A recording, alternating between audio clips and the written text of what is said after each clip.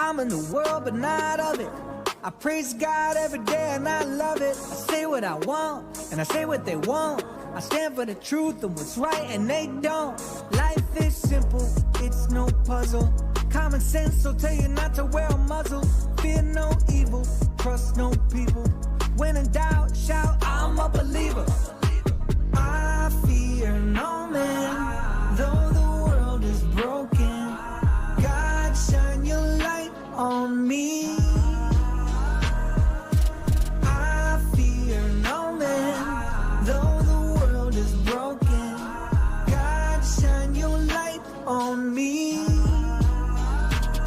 I offend everybody, the left, right, in the middle. Blame my parents because I've been this way since I was little. It used to be normal, now everybody praying to crystals. No wonder why it's so easy for the devil to trick you. They treat you like dogs, hitting muzzles all on your faces, forcing kids to wear them in schools. Doesn't this seem outrageous? They ban Bible scriptures on TikTok. Let's go to Target! Let's go to Target! Need some PlayStations! Let's go to Target!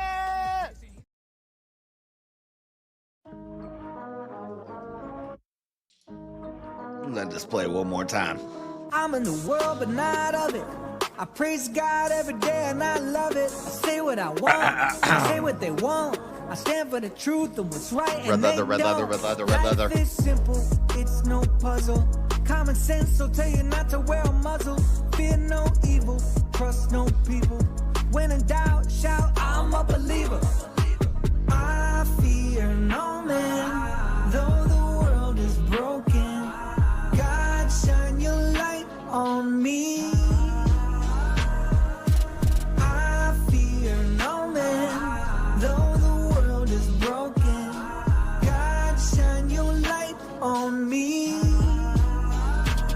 I offend everybody, the left, right, in the middle. Blame my parents because I've been this way since I was little. It used to be normal, now everybody praying to crystals. No wonder why it's so easy for the devil to trick you. They treat you like dogs, hitting muzzles all on your faces, forcing kids to wear them in schools. Doesn't this seem outrageous? They ban Bible scriptures on TikTok. Let's go to Target! Let's go to Target! Need some PlayStations! Let's go to Target! Let's go. Welcome to the show, everybody. It's Monday night. We're kicking the week off right with the Dreaded Conservative show. What the heck? Boom!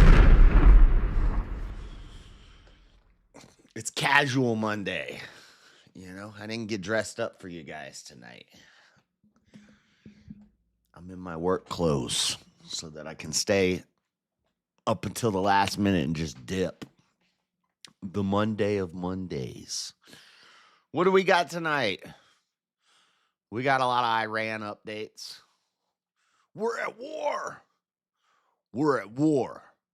This is a spiritual battle for the soul of America. We're at war. We got Iran updates. We'll talk about the Strait of Hormuz. Trump saying they gotta go. They gotta defend it. It's their land. It's their waterways too. They also need to help. They don't want to help. NATO, Gato doesn't want to help. And Trump is not happy. Then we got also other updates. I guess that they said that they were going to send drones to California, but turns out that was a little bit of fake news, a little bit of unverified reporting. People jumped the gun. Typical. You know, that's why I do the weekly news show. Sometimes we get some time to sit and stew on things before we just jump the gun and say something crazy like Benjamin Netanyahu passed away. He didn't. Well, actually, I really don't know. None of us know anything about anything because everything we're told is lies. So, we'll do the best we can with what we got. And then other Trump updates. Erica Kirk is now in charge of the Air Force. Just kidding. That's a little hyperbolic. She's like the head of like the Air Force Academy or something. We'll look at that. Jake Paul's going to be our next president. Is Trump taking L's? Is Trump taking L's? Is my boy taking L's? Tighten up, Trump. What else do we got? I got some local news for you. I don't know if this has hit the national circles yet. I don't know if this is like national news. I don't know if you guys are seeing this, but I'm seeing it because it's local, but it does.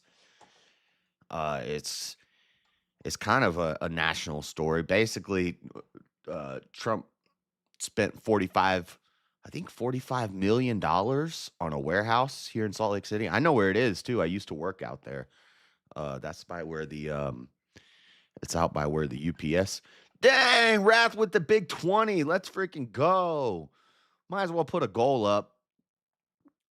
Anyway, out in West Salt Lake, which is like the industrial district, there ain't nothing over there except for like hobos and people sleeping in cars and stuff, and a bunch of warehouses and factories.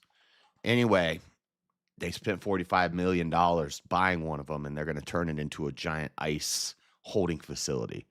Kind of like Salt Lake City's, Utah's version of Alligator Alcatraz, and people are pissed, and our commie mayor does not like it. So we'll talk about that.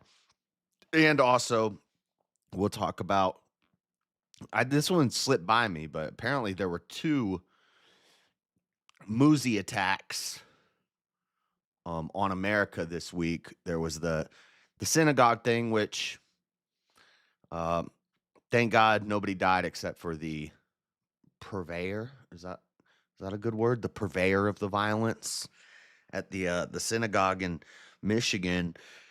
But then there was also a shooting, and I think it was Duluth, Virginia. We'll talk about that. The Muzis are coming. The ISIS sleeper cells who came in through Biden's open border have been activated. And they're not happy because we're fighting ISIS and Hezbollah, Hamas, all of them. They're going down. This time they're going down for sure, right? All that. And we got some rapid fire. And then at the end of the show, now, don't thank Marilyn for this. Well, you can thank her that she reminded me, because she said the other night we took the schizo test, and I'm only a little bit schizo because I'm a hollow earther. She's 100% schizo, but she brought up forced organ harvesting, and I was like, I don't know a lot about this, but I've been thinking about it. And then I looked at my phone at my notes for the week, but I have notes like going back forever. And I scrolled up a little bit. I had put this in my phone as a topic to cover someday, forced organ harvesting. And so I was like, well, she brought it up. No time like the present. We're going to learn about forced organ harvesting. A little conspiracy corner. It's not really a conspiracy in China. It's like a real thing. The conspiracy is that in America, they're just going around picking up homeless people and doing it in America. I don't know if that's true. I've never witnessed it. When I was a hobo, I didn't get organ harvesting as far as I know. I don't know, though. I did wake up in strange places. Then I didn't know how I got there pretty frequently. So I might be missing a kidney or a liver. Doesn't matter. If you take my liver, you just made a mistake. What's wrong with you? Why would you want my liver? That's like if you steal my identity. Good luck. Take it. Take my identity. Have fun. Good luck. But anyway, that's the show plan. Let me get this little goal set up. Let's try to get 10 super chats, any color. 3-hour show. If we get 9, we're doing fine, because Wrath of Reason kicked it off online. Dropped a dime. More than a dime. What happens if we hit the goal? We say, yeah. we hit the goal, I'll do 20 push-ups. So that way, you know, I get a little exercise out of it. Yeah, the MK Ultra the sleeper cells, they're active. Let's get active. Man, I love when it get active. Sippy of my fizzy. Get a sippy of the fizzy and get a sippy of the coffee. A little sippy of the coffee. Hold on.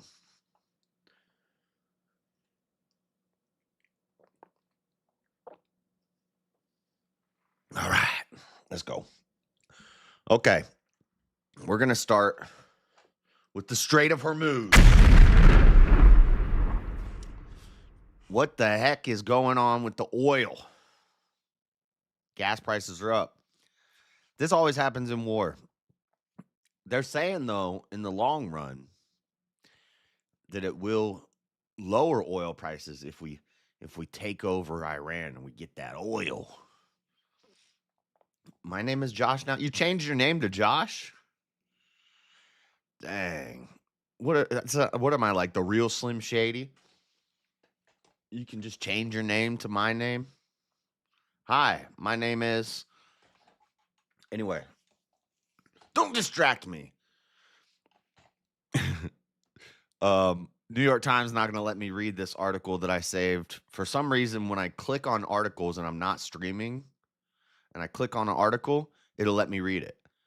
And then when I save it into my folder, and then I go on the stream, and I open the file later, they tell me I need a membership to read it.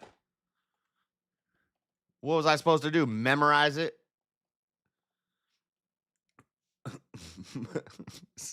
My name's Jeff. Stop. Okay. So I can't read the New York Times article. I can read the headline. Trump says he wants to delay visit to China because of conflict. Good idea. I wouldn't want to be going to China. China! Don't trust China. China's asshole. Yeah, don't be going to China right now. I wouldn't recommend it. But U.S. President Donald Trump is pressuring several nations to send warships to help keep the Strait of Hormuz open, seeking a coalition of nations reliant on Middle East oil. He has declined to name the countries. Trump may also delay a planned trip to China because of the Iran war. Although U.S. Treasury Secretary Scott Bessent said Monday the move is not meant to pressure Beijing.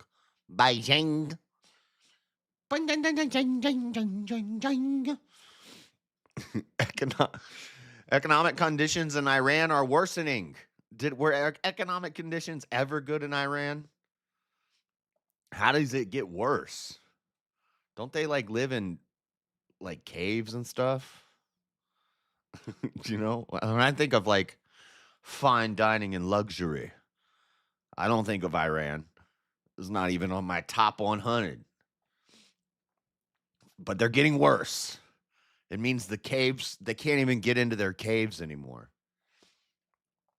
Tehran, good thing summer's coming. Actually, I don't know what the climate's like over there. I know it's probably hot and cold. That's all I know. Tehran. You know, Dying Light takes place in Tehran. And I know a lot about Tehran. I know that his little shanty towns in the desert, looking kind of like Brazil. You can run and jump from rooftop to rooftop and do like parkour. Great place for parkour. Not a great place for a zombie outbreak. Great place for a zombie outbreak in a video game. You know, that's my probably my favorite game, Dying Light. The first one. Second one, not so much. They did too much. I don't need a hang glider. Okay. Every game got to have a grapple hook and a hang glider now. Thanks, Zelda. Thanks, Breath of the Wild. Now everybody got to have a hang glider. Thanks, whatever game did the grapple hook first. Now every game got to have a dang grapple hook and a hang glider. What's the deal? Anyway, I digress. Tehran residents said the streets are busier than at the start of the war because people are getting desperate to earn money. Stores still have food, fuel is available, utilities are running, and banks are allowing withdrawals, he said, but people are deeply anxious as the attacks persist. While driving, he witnessed an airstrike turn a nearby police station to dust, saying it felt like the end of the world. I don't know. I don't know if that's what the end of the world would feel like. I think it feels like the end of a police station. Maybe it felt like the end of that block. I don't think the end of the world would feel like much because you'd be dead. Just saying.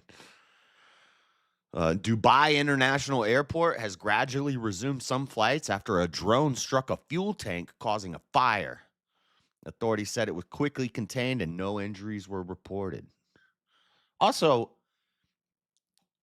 no injuries reported from who? Iranian news media?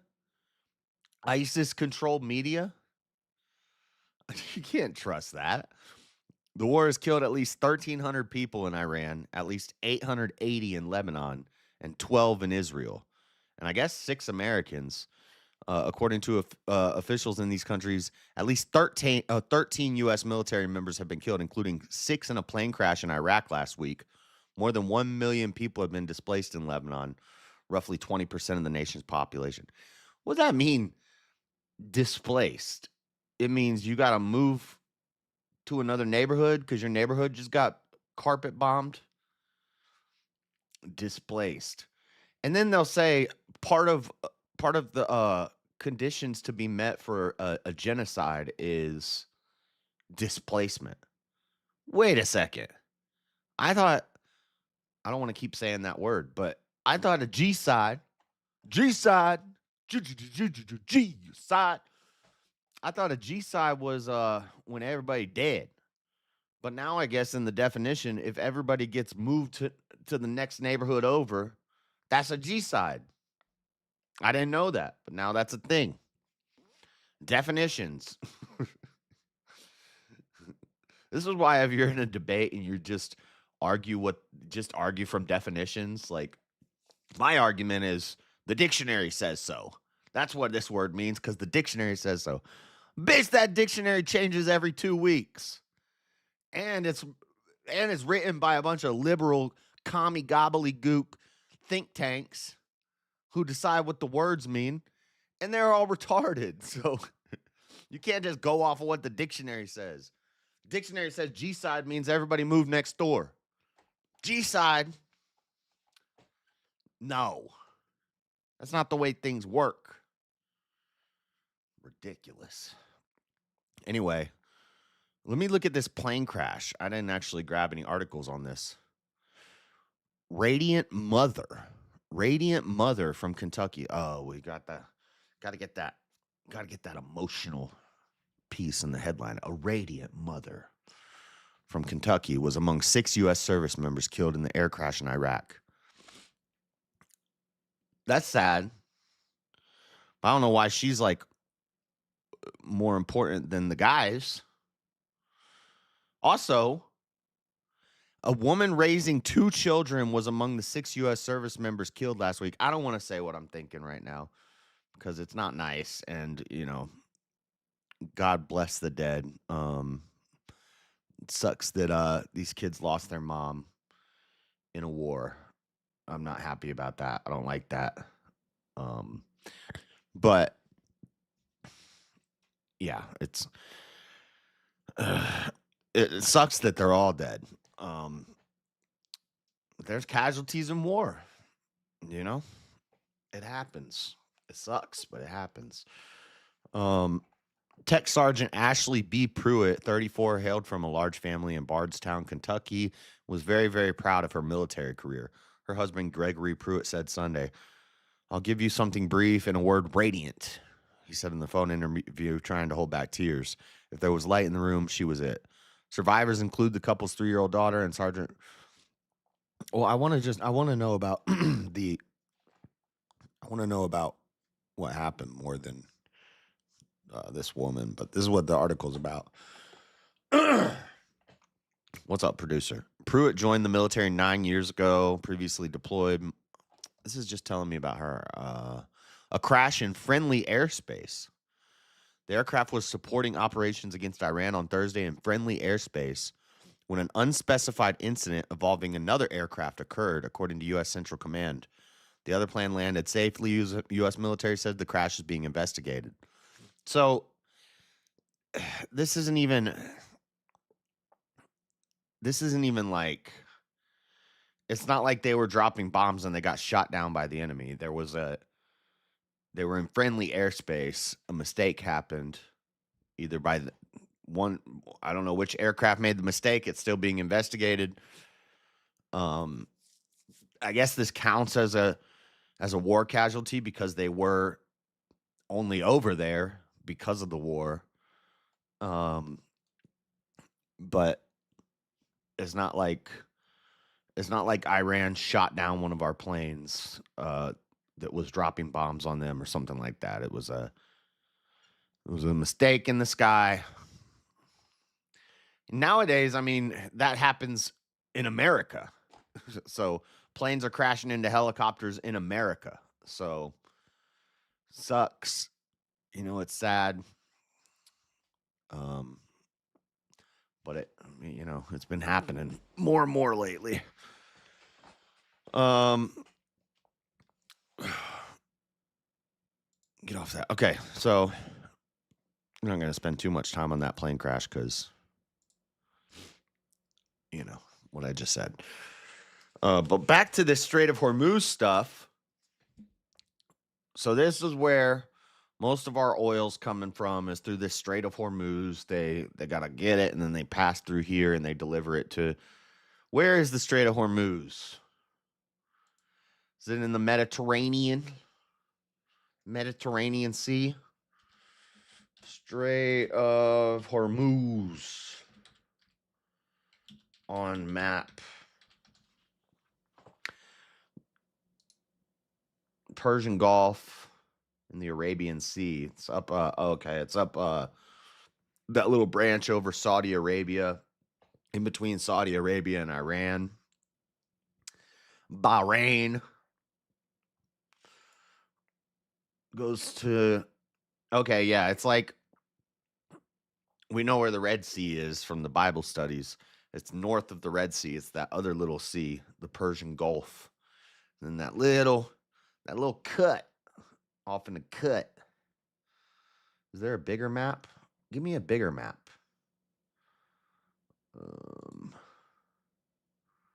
This'll do. That'll do. That'll do, pig. That'll do. Here, I'll show you. This is the Strait of Hormuz right here. So right here's the Red Sea. Israel is this little place right here. Here's Israel and Gaza.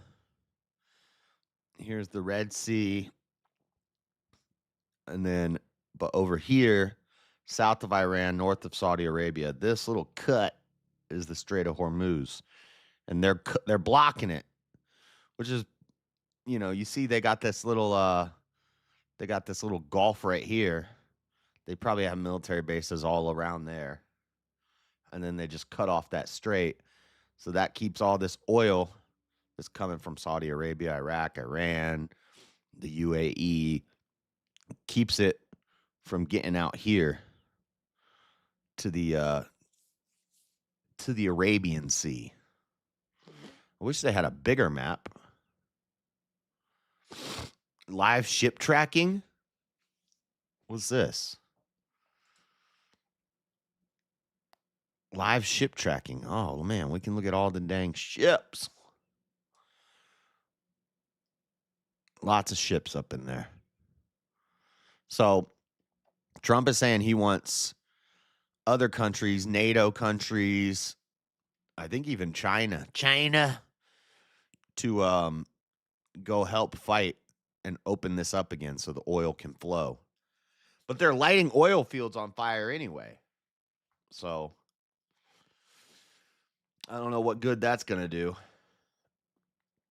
Anyway, Trump pressures NATO from NBC News. Trump pressures NATO and China to reopen the Strait of Hormuz. Israel launches limited Lebanon ground operations.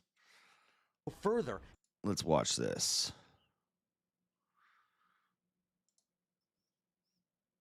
Iran this morning launched new attacks, striking a fuel depot at Dubai's airport and continuing to fire on Tel Aviv. Day I know it's night. small, but This is what a cluster bomb looks like. We filmed as it exploded and rained dozens of small bombs on the city.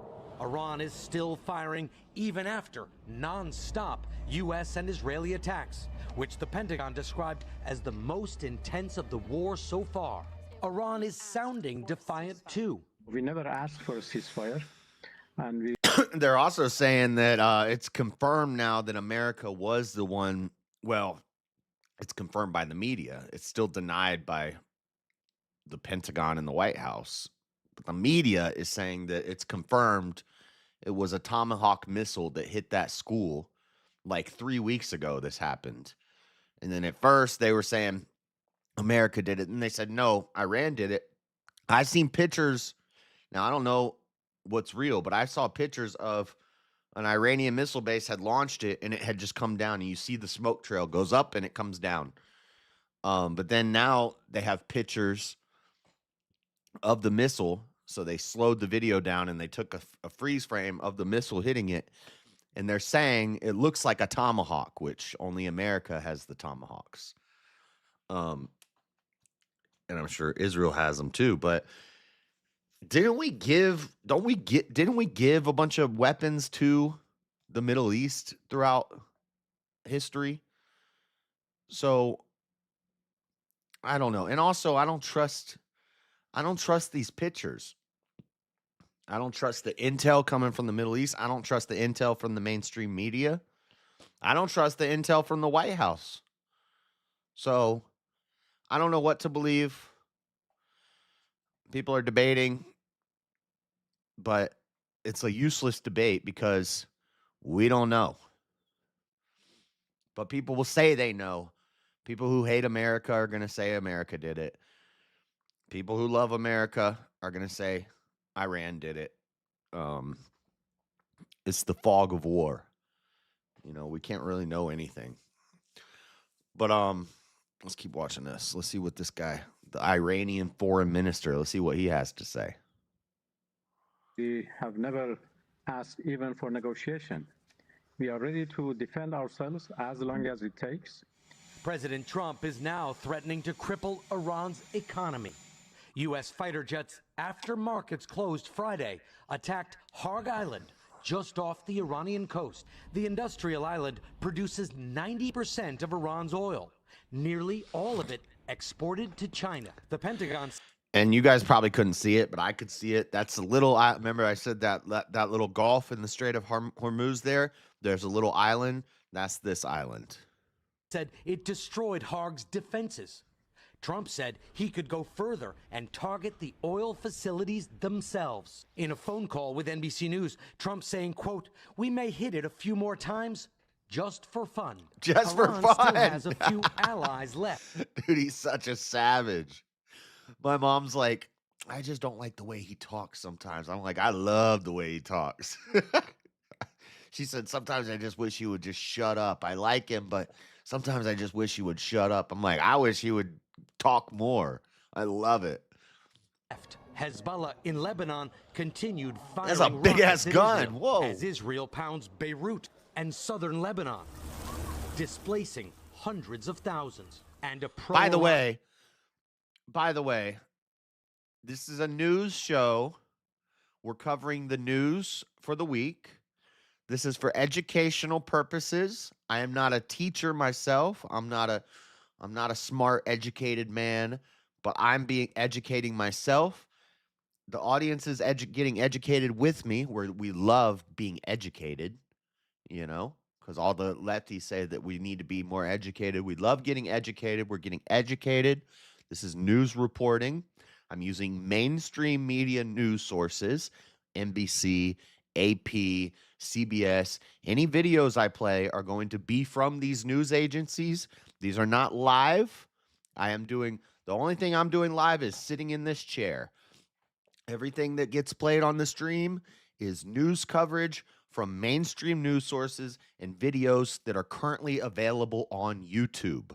YouTube and mainstream news outlets. These are my sources. I'm not using any obscure, unverified media for any of these main stories. We have Newsweek, we have AP, we have local news stations, we have The Hill. This is NBC News. I will say the source of everything that I'm playing, and this is only for news and education with a touch of satire and comedy thrown in. If I can, I'll try to be funny. But just for the, what's it called? The public service announcement or the disclaimer or whatever for the YouTube, for the robots that are listening right now, for the Eye of Sauron. This is news and educational with a touch of entertaining satire and comedy thrown in. And everything that I'm playing is not happening live. These are videos that I'm watching from mainstream sources and available on YouTube. Okay? There's the disclaimer. Iranian militia in Iraq fired this drone, filming as it hit a former U.S. base, Camp Victory in Baghdad. No American troops were there, according to a U.S. official. So they're shooting missiles at our bases. Casualties are mounting. The U.S. identified the 6 crew members killed when their refueling plane crashed last week in Iraq. At least 13 Americans have been killed since the war began. The Pentagon also announced that it is sending more. They love that they can report that number 13 because that's how many Biden lost when he pulled us out of Afghanistan, and everybody was like 13, the 13 that Biden lost. No soldiers died. The claim was soldiers weren't dying in the Middle East under Trump's first term. And then as soon as Biden gets in, 13 soldiers die in Afghanistan when we pulled out. Real men never pull out. But now they love the fact that they can keep saying 13, 13, 13. They want that into your head because that's the number that we were using under Biden. Now they could say, "Oh, Trump's got 13, and he just started. Let's see how long it takes to be more than 13." More warships and about 5,000 potential ground troops to the region to support the war, including a Marine Expeditionary Unit. This is a kind of force that specializes in beach landings. The Pentagon didn't specify what the extra troops would be used for. Back to you. All right, Richard Engel for us there in Israel. Richard, thank you.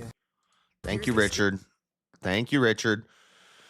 So Trump repeated his call to nations to help reopen shipping traffic in the Strait of Hormuz after the U.S. allies responded with little enthusiasm to his demands for military support to end the Iranian blockade. Oil exports are down.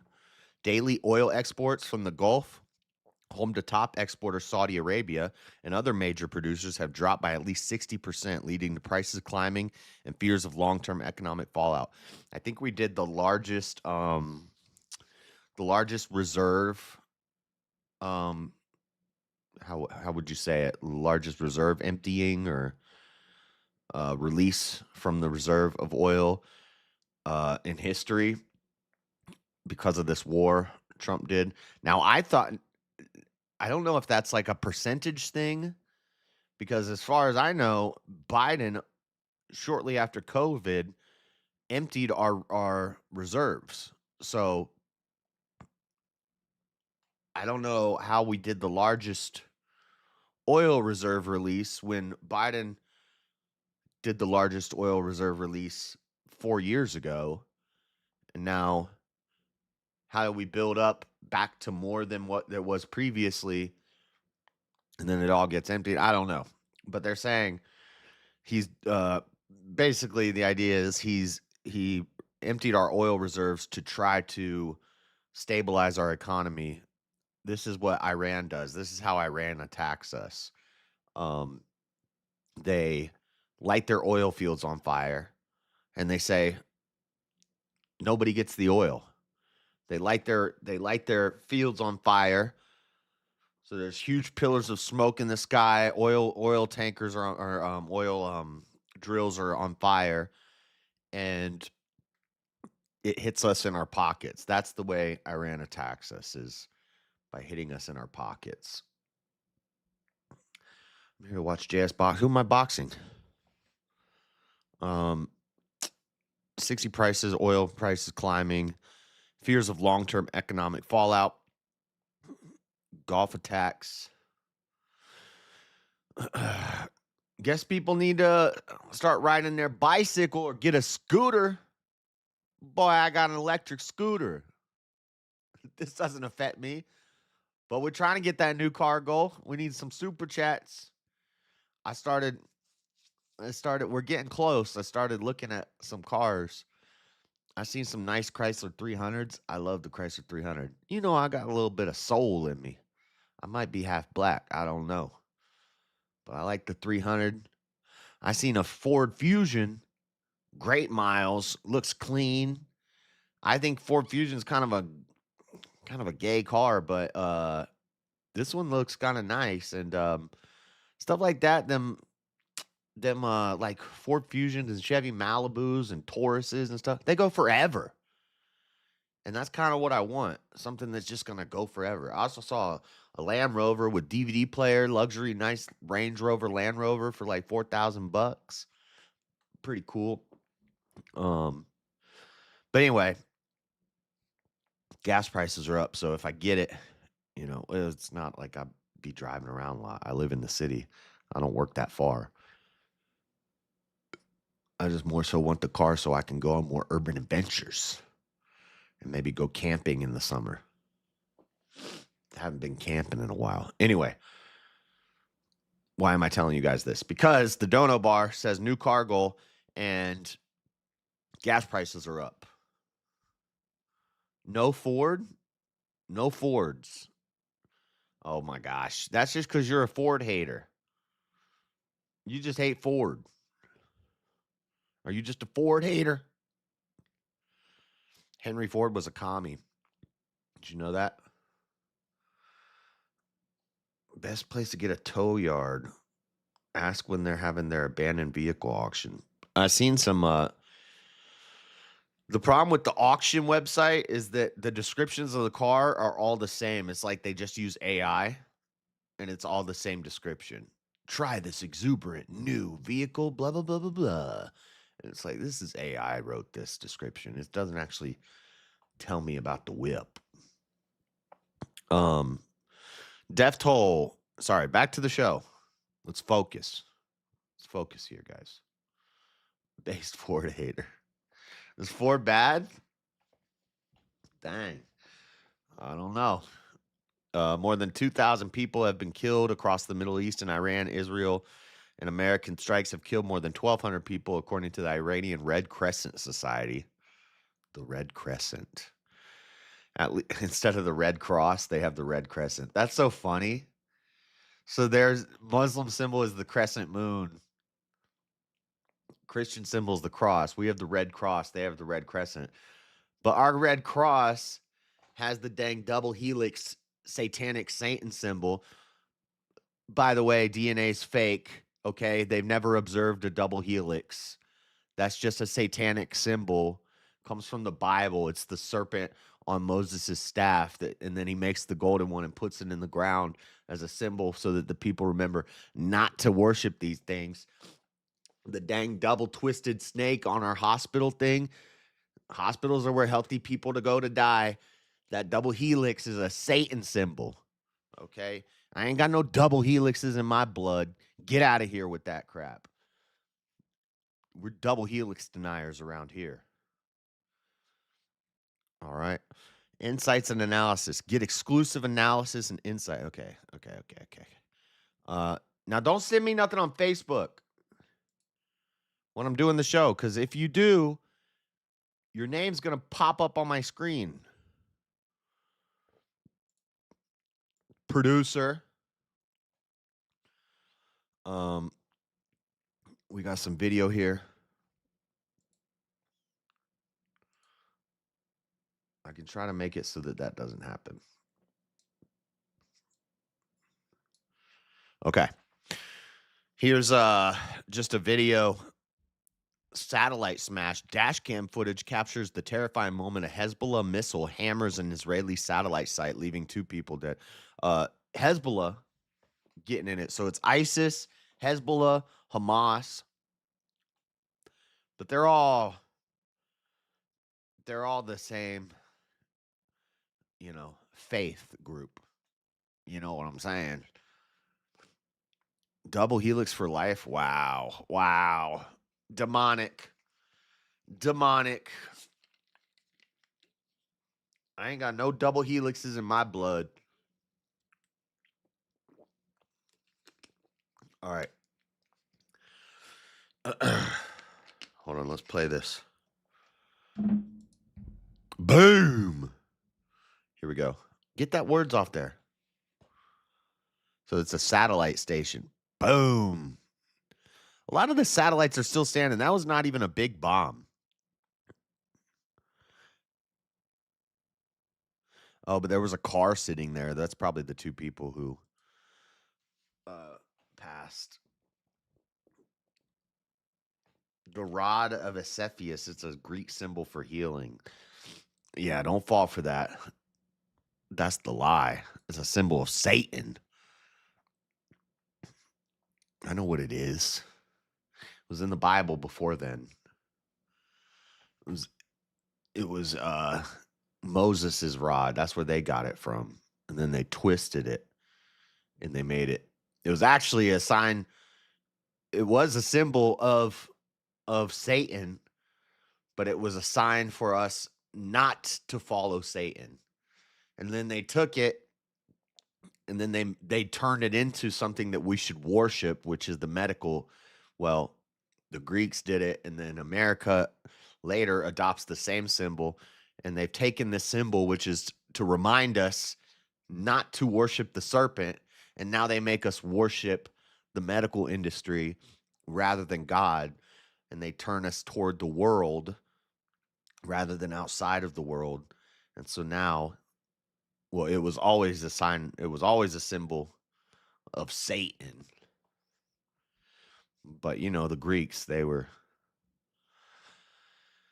they were the Greeks. And now we worship the serpent. Anyway, what do we got here? This is, so this is the understandingwar.org. This is Institute for the Study of War. So what are they saying? The war in Iran, operational progress, but challenges remain. The war in Iran is currently in a phase in which the military trajectory is relatively positive. The United States is steadily destroying Iran's ability to use its most essential tool in the war, drone and missile attacks, which in turn underpin the entire Iranian strategy. Iran has still done some damage to U.S. forces, and it is still firing drones and missiles, though the overall attack rate is slowly decreasing. These attacks still pale in comparison to the major attacks Iran sought to conduct in an existential war and have caused neither operationally significant damage nor widespread casualties. The U.S.-Israeli combined force will need time to achieve its military objectives and prevent Iran from inflicting further political and economic pain upon the United States and its allies in the region. But the campaign remains incomplete, and it is too soon to forecast its outcome. Declaring it an operational failure is unquestionably premature. Iran has developed and sought to implement a multi-pronged theory of how it will defeat the United States and Israel in a major existential conflict. This theory is that inflicting enough political and economic pain upon the United States, Israel, and America's Gulf allies will make the combined force cease its operations. The Iranians have developed 5 lines of effort to compel the United States and Israel to end the war. Drone and ballistic missile attacks to inflict U.S. and Israeli casualties and economic damage in the Gulf. Drone, missile, and naval attacks, including mines, to disrupt shipping in the Persian Gulf. That's what they're doing. They're leaving these mines in the Strait of Hormuz and all over the Persian Gulf, and they say the mines aren't meant to like kill people, but they're meant to take the ships out. But then the guys got to get off the ship. Luckily, there's tons of ships in the Strait of Hormuz, so they often get picked up, but maybe they get picked up by the enemy. But then they got these other ships out there that are going around trying to find the mines and deactivate them. But these guys are not soldiers. These are just guys working on oil ships. They're just, what's the word? What is it called? My friend Kyle used to do it. I can't remember. Sea merchant. I forget what the word is. But anyway, some of them are just American citizens from foreign nationals, citizens from other countries who are just on boats picking up oil and delivering it. They just work on the ship. A lot of these guys are not military guys. These are guys just doing their job, and they're getting their boats blown up in the Persian Gulf while they're trying to get the oil. Proxy attacks from Hezbollah and other Iranian-backed groups, and that's why we're over in Lebanon and stuff, and Hezbollah is getting involved. Global terrorism, we see that happening in America right now, and that's what we're going to talk about here in a little bit. And cyber attacks on critical infrastructure. Dude, if they can hack better than we can hack, we got a problem. We should be able to stop them from hacking us. The U.S.-Israeli combined campaign has focused on stopping drone, ballistic missile, and traditional naval attacks, most urgently because these assets are the most essential Iranian tools that Tehran needs to execute its strategy. Both aerial and naval drones remain a threat to shipping and oil infrastructure in the Gulf, and the threat of Iranian mining of the Strait remains real, if complex. The combined force will likely knock the drone and missile threat down to levels that would permit renewed maritime transit through the Strait if the current campaign succeeds in its aims. But oil and shipping prices depend in part on the risk tolerance of third parties. So even an immediate end to the Iranian threat may not cause prices to drop quickly. And here's that Strait of Hormuz, the missile base. They got missile bases all over and drone bases all over the coast here. And the red places are places they've been striking. Qatar, UAE, Bahrain, up in that Persian Gulf there. So I'm not going to read all of this. Total number of projectiles. Ballistic missiles, cruise missiles, and drones. Lots of drones. Lots of drone warfare going on. Look in March 1st how many drones they did 332 drone strikes on March 1st. But look, the number's been decreasing to almost, by March 15th, which is yesterday, almost zero. So it's slowing down a lot. That's a good thing. But the prices aren't immediately going to jump back up. We don't have time to read through all of this, but this is a good little resource if you want to check out the Institute for the Study of War at understandingwar.org. Go check that out. And then we have a little video here of Trump calling for NATO to help us out and other countries. Demanding that these countries come in and protect their own territory because it is their territory. It's the place from which they get their energy. And they should come and they should help us protect it. US President Donald Trump says his administration has contacted 7 countries and expects them to help secure the strategic waterway, a key global oil route. It'd be interesting to see what country wouldn't help us with a very small endeavor, which is just keeping the strait open. Here is how NATO allies called into question have responded thus far. Japan and Australia say they have no current plans to send naval ships to protect shipping in the Strait of Hormuz, despite pressure from Washington. Well, Australia is going to do what China tells them to do. Darn, we don't get the kangaroos to help us fight. What are we going to do? Tokyo has instead begun releasing oil reserves to stabilize supply, warning that deploying Japan's self-defense forces overseas would be politically sensitive, while Australia has said its current contribution is limited to providing aircraft to the United Arab Emirates. The United Kingdom is considering sending aerial minesweepers, though officials caution that deploying warships could escalate tensions. France has ruled out sending additional forces, Fuck France. saying its priority is maintaining regional stability. South Look at that. Look at the. It's so nasty. sending additional forces, saying its Look at the Eiffel Tower. You're a tourist. You want to go see the Eiffel Tower. Look, it's like dirt. It's nasty. People just like hanging out there. You don't see it, but there's a bunch of like Somalians running around scamming people. Chain link fences are falling over everywhere. It's just nasty. And I hear there's rats all over the place. Everybody wants to go to France and see Paris. Dude, I heard Paris is a dump. And the Eiffel Tower is not even that big. It's not even that impressive. priority is maintaining. People act like it's a dang pyramid. The pyramids aren't even that impressive. I'm not impressed. You know what's impressive is a pyramid made out of glass and steel that shoots a beam of light into the sky with a casino inside of it. We got one of those in Vegas. Maintaining regional stability. South Korea has not yet decided, saying it will continue consultations with the United States before making a decision. China is reported to be in talks with Iran about ensuring safe oil and gas shipments through the strait, but Trump has piled on the political pressure by warning he may postpone a planned trip if Beijing does not provide assistance. Italy's Meloni has also been openly critical on the US war on Iran. That's that lady Teriak always plays. Italy Maloney.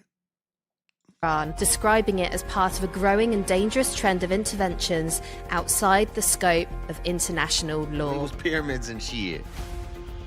All right, that's from the Independent. Thank you, Independent. Okay, so that's the Strait of Hormuz stuff. Now we're gonna go backwards a little bit to the beginning of the week. So that's like what's happening right now. Earlier in the week,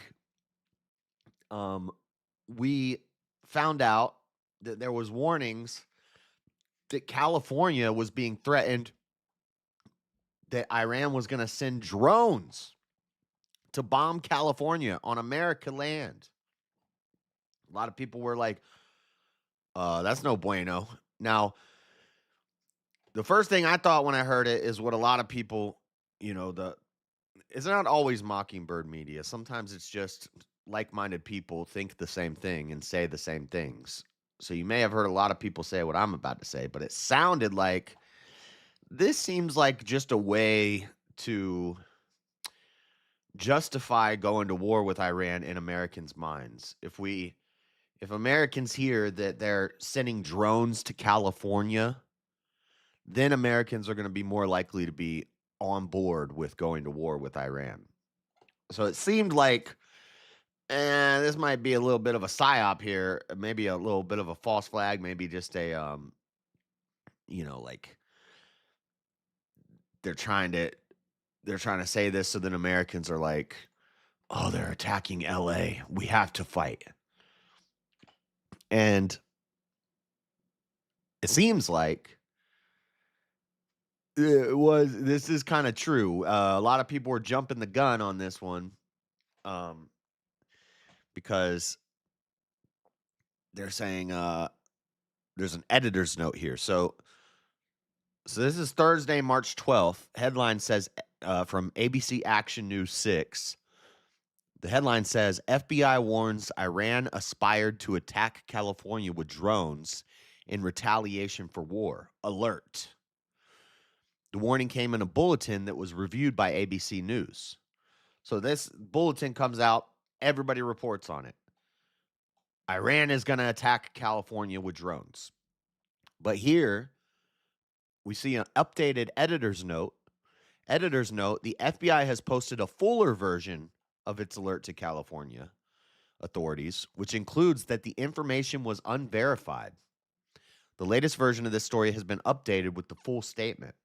So the FBI releases an partial, unverified bulletin about drones coming from Iran to attack California. People start freaking out. They're going to drop bombs on California. Drones. Oh my God, we need to go to war. Then they kind of sneak in under the covers. They say, well, actually, we only gave you a piece of it and it's unverified. We gave you an incomplete, unverified report and everybody ran with it. And so I'm going to read this now that we have the full information.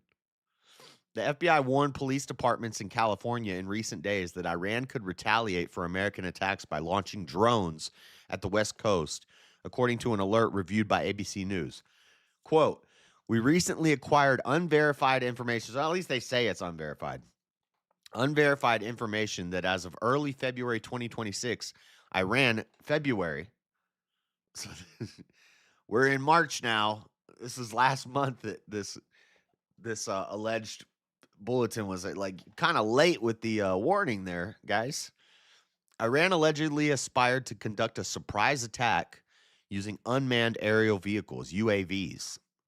UAVs nowadays, UAVs is what they call spaceships and UFOs. They don't call them UFOs anymore. They call them UAVs. And so a lot of people hear UAVs and they're like, you mean they're attacking us from space? From an unidentified vessel off the coast of the United States homeland, specifically against unspecified targets. There's a lot of unverified, unidentified, unspecified,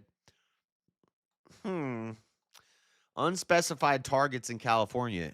In the event the U.S. conducted strikes against Iran, according to the alert distributed at the end of February, we have no additional information on the timing, method, target, or perpetrators of this alleged attack. So just when you read this, it should set off some alarm bells like, this sounds like bullshit.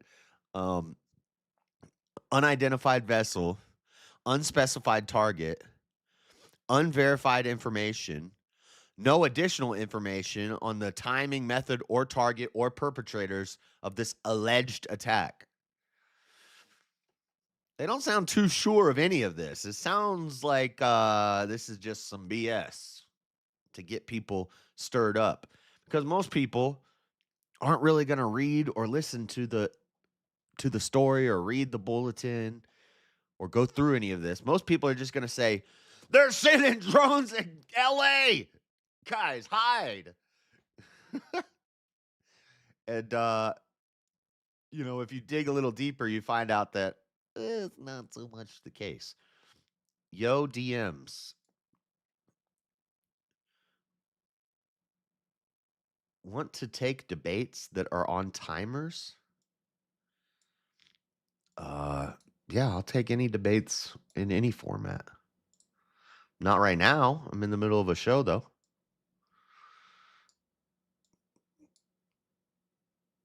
And if you don't want me to read like more structure than we, yeah, I don't care.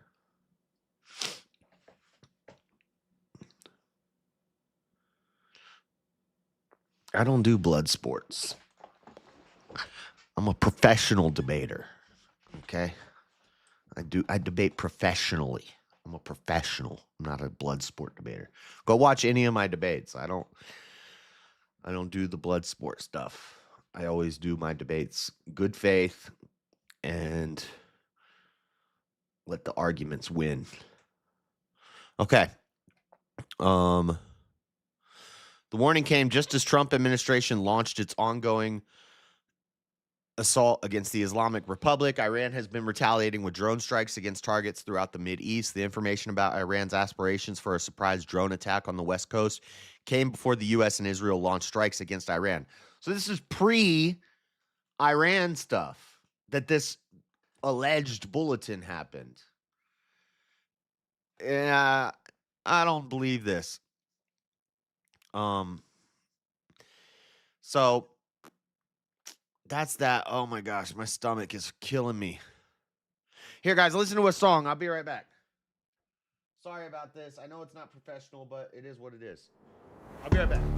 Washed from the swamp, Florida heat, moved to Utah, chasing deceit. Eyes on every woman, can't look away. Simping his life, wasting the day. Dinosaurs built the pyramids, he claims. Nukes are lies, his mind's aflame.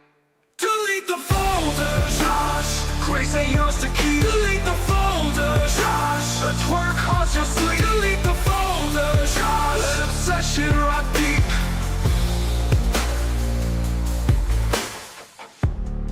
Endless clips, grace in his eyes. Worshipping moves, truth in disguise. Chasing shadows, never enough.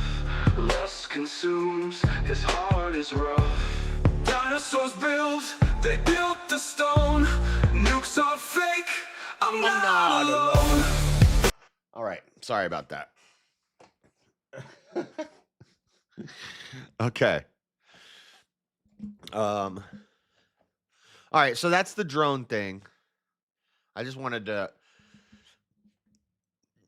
jump on that real quick. I'm glad that we didn't jump the gun on that and come out and report on it and say, LA, run and hide. They're coming with drones.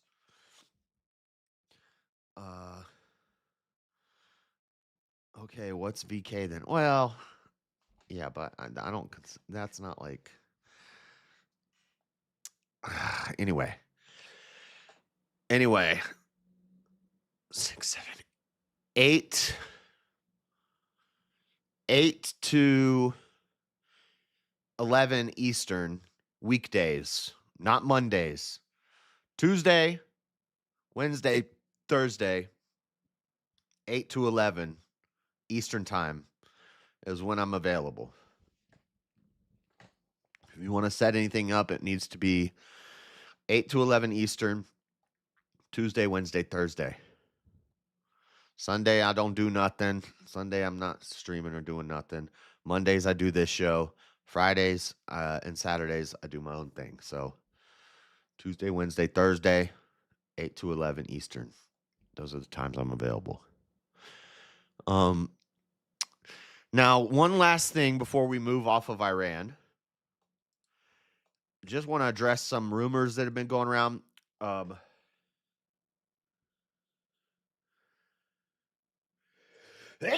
Yeah.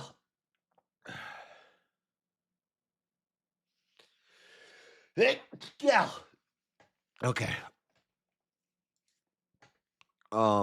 There's been rumors going around, and I don't even know if I want to say this on YouTube because this might be like sensitive, but I'm not going to agree with the rumors. I'm going to make it clear. These are just rumors. There's AI videos and I don't trust anything from X, but on X the last couple days. Well, first off, before the last couple days, they were saying that Khamenei's son, the new Ayatollah, is dead. I heard in conservative circles, we think he might be dead. They're not showing any sign of life. He's not making videos. Now, to be fair, he's probably hiding. And that's why he's not making like public appearances and videos and stuff. But people were alleging that he was either badly injured or dead. The new Ayatollah, the previous Ayatollah's son, Khamenei's son. We talked about him last week. People were saying he was dead. Then, like 2 days later, everyone on X starts saying Netanyahu's dead. Netanyahu's dead. This is the video. This is the video that came out. So, this is a video that allegedly Israel released. This is Ed Krasenstein. I can't stand this guy. Rumor is swirling around that Netanyahu is dead, and this video released of him by Israel last night is AI. People are saying this because they claim the video shows that he has 6 fingers on his right hand. Zoom in. To me, it looks like 5 fingers in his palm. Too many are too quick to believe things. Ed, I'll show you. שמשנים את מאזן הכוחות במזרח התיכון. Right here. So, what they're talking about. Oh, yeah. Now that I zoom in, it doesn't look like 6 fingers. So, they're saying 1, 2, 3, 4, 5. They're saying that this looks like a 6th finger. At least Ed is fair and saying if you zoom in on it, that does not look like a 6th finger. That just looks like his hand. But then there's another image where he's holding his hand up like this, and there's clearly 6 fingers. That picture is fake because that doesn't happen in this וגם video. מעבר לו. You can see there's 5 fingers, and then this is this part of his hand. Almost looks like see how right there that looks like almost a finger there on a small camera from far away, but if you zoom in, you see that's not a finger. That's my hand. That little bump right there is not a finger, but from far away, now it looks like I have 6 fingers. Dumbasses. Gosh, but then there's another picture where his hands are like this, and there's clearly 6 fingers. But that's not from the video. That's an AI image that somebody else made and released. So people see the picture of him with his hand like this, and they see the 6 fingers clearly as day. There's definitely 6 fingers on that one. That's not even from this video. This is what they're talking about with the 6 fingers thing. And I can show you right now.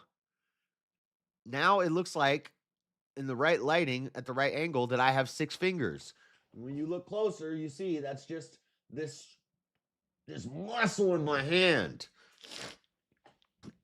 People are so gullible, though, so they take this little thing and they run with it, and they start telling everybody Netanyahu's dead. Now, then today or yesterday, this video comes out. Now, this is supposed to be Israel's reply saying, no, look, he's alive. I'm going to be honest, though. This video does look kind of sus. I'll show you what. מה שאלת אותי? חושב שלא אומרים ברשת שאתה בכלל מת? אני מת על קפה, אתה יודע מה? אני מת על העם שלי. איך הם מתנהגים, פנטסטי. אתה רוצה לספור את מספר אצבעות? אתה יכול להראות לנו? פה. פה. What throws me off in this video is the odd glimmer in his eyes. The glimmer in his eyes almost looks. מה שאלת אותי? חושב שלא אומרים ברשת שאתה בכלל מת? אני מת על קפה, אתה יודע מה? אני מת על העם שלי. Now that could just be the camera they're using. Also the perspective with the shadow, the background in him, he seems to not be in the background correctly, but maybe he's on a set. Maybe this is a green screen. But they're saying this is the confirmation of life.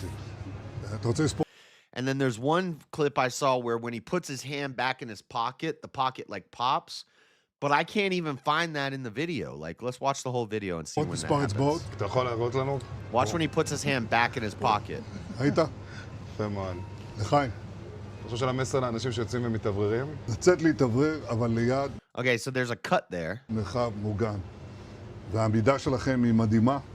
נותנת כוח לי, לממשלה, לצה"ל, למוסד. אנחנו עושים דברים שאני לא יכול לשתף ברגע זה, אבל עושים דברים מכים באיראן חזק מאוד, גם ביום הזה, גם בלבנון, ממשיכים. אתם אומרים לי להמשיך? אני אומר לכולכם, גם אתם תמשיכו. תמשיכו להישמע להוראות פיקוד העורף, כל הזמן, להישמע להוראות פיקוד העורף, וגם לראשי הערים, להיות תמיד ליד מרחב מוגן. ואנחנו נקל ככל שהדבר ניתן. So that part where he puts his hands back in his pocket, people are zooming in on that and playing it in slow-mo, and it looks like the pocket like skips a frame and pops back. I don't even see what they're talking about. People are so dumb. ואנחנו נקל It looks totally normal to me. ככל שהדבר ניתן. ותודה לך על הקפה, הוא מצוין. Dude, people are retarded.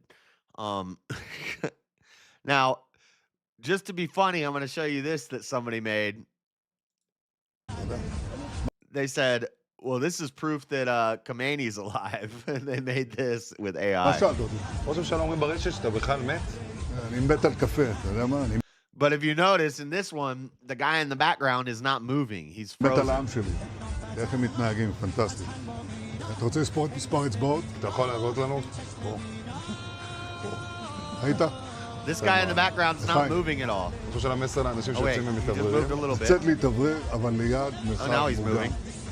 והעמידה שלכם היא מדהימה, נותנת כוח לי, לממשלה, לצה"ל, למוסד, אנחנו עושים... So what they're showing is how easy it is to fake this stuff. So and now they have one with Kim Jong-un. This is quite good, actually. Very refreshing. I highly recommend it. Okay, so that's funny.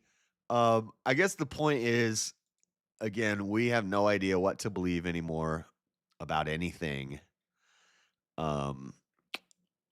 But I guess my point is, whether he's alive or dead, don't jump the gun and just believe something because you saw it on X. X is not a verified news source. They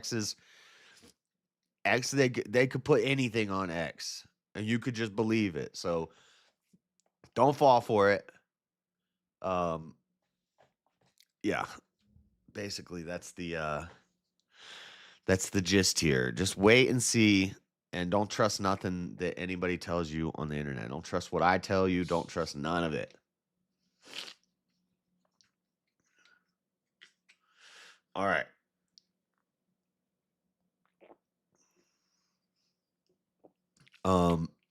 Okay, now let's move on to, is Trump taking some L's? First one of these, I will say, is an L. Second one of these, I don't think it's an L. Some people might think it's an L. I don't think it's an L. First, Trump appoints Erica Kirk to the Air Force Academy Board from the Hill. President Trump has appointed Erica Kirk, the widow of... Oh, man. I've been watching the Candace Owens Bride of Charlie stuff. A lot of it is like, whoa, that's interesting. But also I'm like, whoa, you've dug into every single aspect of every single person in this woman's life, from her grandparents to her parents to her mom, her whole family. You've dug into their past and everything about them. That's kind of weird, Candace. But also, they're kind of weird too. They're doing some weird stuff. So I don't know. There's a lot of strange connections in that family. And now she's the head of the Air Force Academy Board. Trump makes Erica Kirk the head of the Academy Board of the Air Force. That's kind of weird. L Trump on that one. I think that's an L. I'm not a fan of this. Having her replace her husband. So Air Force Academy's Board of Visitors.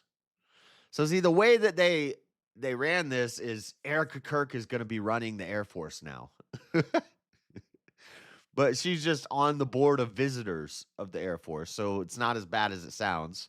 And she's taking Charlie's place. Now, is just because your husband was on some board and he passes away, didn't pass away. He got murdered in cold blood. But your husband dies. Does that mean that you're qualified to take his place? Probably not. No. If the husband dies on the plane and he's flying the plane, I wouldn't be like, get his wife. She can do it. You know, if the quarterback dies on the football team, you don't say, send in his wife. She can handle it. You know, that doesn't make sense. But we're putting Erica Kirk on the Board of Visitors at the Air Force Academy. Comprising 16 members, the Board of Visitors is responsible for making recommendations to the Defense Secretary for changes at the Air Force Academy. The board provides an annual report on the military institute's morale, financial state, and academics. Also on the board is Senator Markwayne Mullin. We were talking about him last week. Cold-blooded. Trump's recent pick to be the next Secretary of Home. Yeah, that's why we were talking about him. He's going to replace Kristi Noem. She's out of the DHS. Even though all the lefties are like, yeah, they fired her. No, she got a promotion. Now she's running like the International Peace Committee on War or something. Markwayne Mullin, Tommy Tuberville, Kevin Kramer, Ted Budd, and John Hickenlooper. These are all representatives, Democrat and Republican representatives from North Carolina, North Dakota, Alabama, Colorado, Oklahoma, and then we got Erica Kirk. It's like, what? Asked as to when Erica Kirk had been named on the board, the White House did not say, only praising Trump as having made the perfect choice in appointing her. Charlie Kirk served proudly on the board, inspiring not only the next generation of service members, but millions around the world with his bold Christian faith, defense of the truth, and deep love of the country. White House spokesperson Olivia Wales said in a statement, Erica Kirk will continue his legacy and be a fearless advocate for the most elite air power force in the history of the world, whose warriors keep our nation safe, strong, and free. Erica is the right person to fill Charlie's place on the board and continue his work of inspiring the next generation of service members and advancing the academy. Representative August Pfluger of Texas, the board's chair, told NBC affiliate KOAA. I feel like this is an L. I don't know. I just don't see what qualifies her to run an Air Force or to be on an Air Force Academy board that helps make decisions for our Air Force. Tampon USA, the gynocentric. I thought we were moving away from that feminized bullcrap in our military, and she's going to push us towards it more. L Trump on that one. But then there's another little Trump update. Donald Trump endorsed Jake Paul for president one day. I think this is a W. I like Jake. You know, am I a bad guy? I like Jake. And I knew he was going to beat Mike Tyson. Ye of little faith. Y'all thought Mike was going to whoop his ass. You're crazy. What were you thinking? No, of course he was going to lose. They had to tell Jake to take it easy on him and don't kill him. He's old. He has heart issues. He spent a bunch of time in the hospital in the lead up to the fight because of his heart problems. He's been taking mushrooms and high amounts of mushrooms and marijuana every day for the past like 10 years. And this guy's just going to jump in the ring and beat Jake Paul? No, of course not. I don't care what he was in his prime. He's an old man now, and he's got health problems, and he's constantly just tripping balls. Anybody who thought Mike Tyson was going to win that, that's cognitive. Like, I know you love Mike, you know, Mike the Great. He's the great Mike Tyson. But if you actually thought he was going to win that and you thought, oh, this fight is rigged because Mike lost, come on, dude. The fight was rigged. The fight was rigged because they told Jake he has to take it easy on him because he might kill an old man in the ring. But you thought Mike Tyson was going to win. You're crazy. Absolutely crazy. People are retarded. Anyway, there we go. We got one already. Jake is based. Jake has always been he's a bad boy. He's controversial on purpose because it gets the views and it works. And he's always loved Trump. He's always been a Trump supporter. All the best guys, Dana White will vouch for him. Trump will vouch for him. You know, he's a cool guy. I like Jake. But here's Trump endorsing him as a future president. Let's go. Prediction. that you will be, in the not too distant future, running for political office. Okay? And you have my complete... Okay, I'm exaggerating. He didn't say president. He didn't say president. Keep telling yourself that. You know I was right. You know everything I just said I was already right about. It's not like I'm talking about something that's going to happen in the future. It already happened, and I said it in the lead up, and I still say it now, and I was right. It came out that in his contract it said he couldn't hit him in the head too hard. That was in Jake's contract, that he couldn't. They didn't want him to kill Mike. They said you need to kind of take it easy on him throughout the fight. And you could see throughout the fight, Jake was pulling his punches and he was kind of just standing back and dancing. And we're all watching it on the stream and we're like, why is he not hitting him? Why is he not hitting him? And I was like, they probably told him not to hit him because he'll kill him. Duh. And I was right. It came out that it was in the contract. So I was right before. I'm still right now. We watched it happen. We already know the results. It's not like I'm misleading anybody here. God, you have cognitive dissonance, dude. Keep telling yourself that. What do you mean keep telling myself that? I was right. Again. And total endorsement, okay? No, that's what we want. He's an incredible guy. A lot of courage and smarts. Yeah, what Mr. Trump has taught me is courage. You know, we never back down from a fight. Look how crooked his tie is. What the heck? Even if they're much bigger than you, much, much bigger than you. And I feel all the local Kentuckians feel the same way. You guys have that fight. You guys have that swag. There's a lot of young kids in here. The future of America. I grew up just a few hours away from here, and my dad taught me to fight. And all of our voices matter in America. And I'm never afraid to speak the truth. And I know you guys aren't. We are here representing the United States. And it's just a blessing. Thank you, Mr. Trump. I'm going to make a... Based Jake. And then Trump asked him, who are you going to fight next? And Jake said he's looking at Ngannou next. So Jake got dropped by Joshua Anthony. But Jake stood and fought with Anthony way longer than Ngannou did. Ngannou got whooped by Anthony. And Ngannou went down quick to Anthony. Jake stood and fought. Jake ate a punch that shattered his whole face and was on the ground. Didn't even get knocked out. He got dropped, and he went, whoo, that boy can hit. But Jake stood with him longer than Ngannou did, and now Jake is calling out Ngannou. So maybe that'll happen next. That'd be a good one. I'd like to see that. But that's what's going with that. That one, a lot of people will say. Also, his wife is this speed skater in the Olympics. She's fine, by the way. Look how happy he is his wife just won in the Olympics. Little much, but, you know. Anyway, this one, a lot of people might say that that's a Trump L. I disagree. I think that's a W. That's a Trump W. That's a dub right there. Erica Kirk, Air Force, L. Jake Paul, endorsement, dub. That's a dub.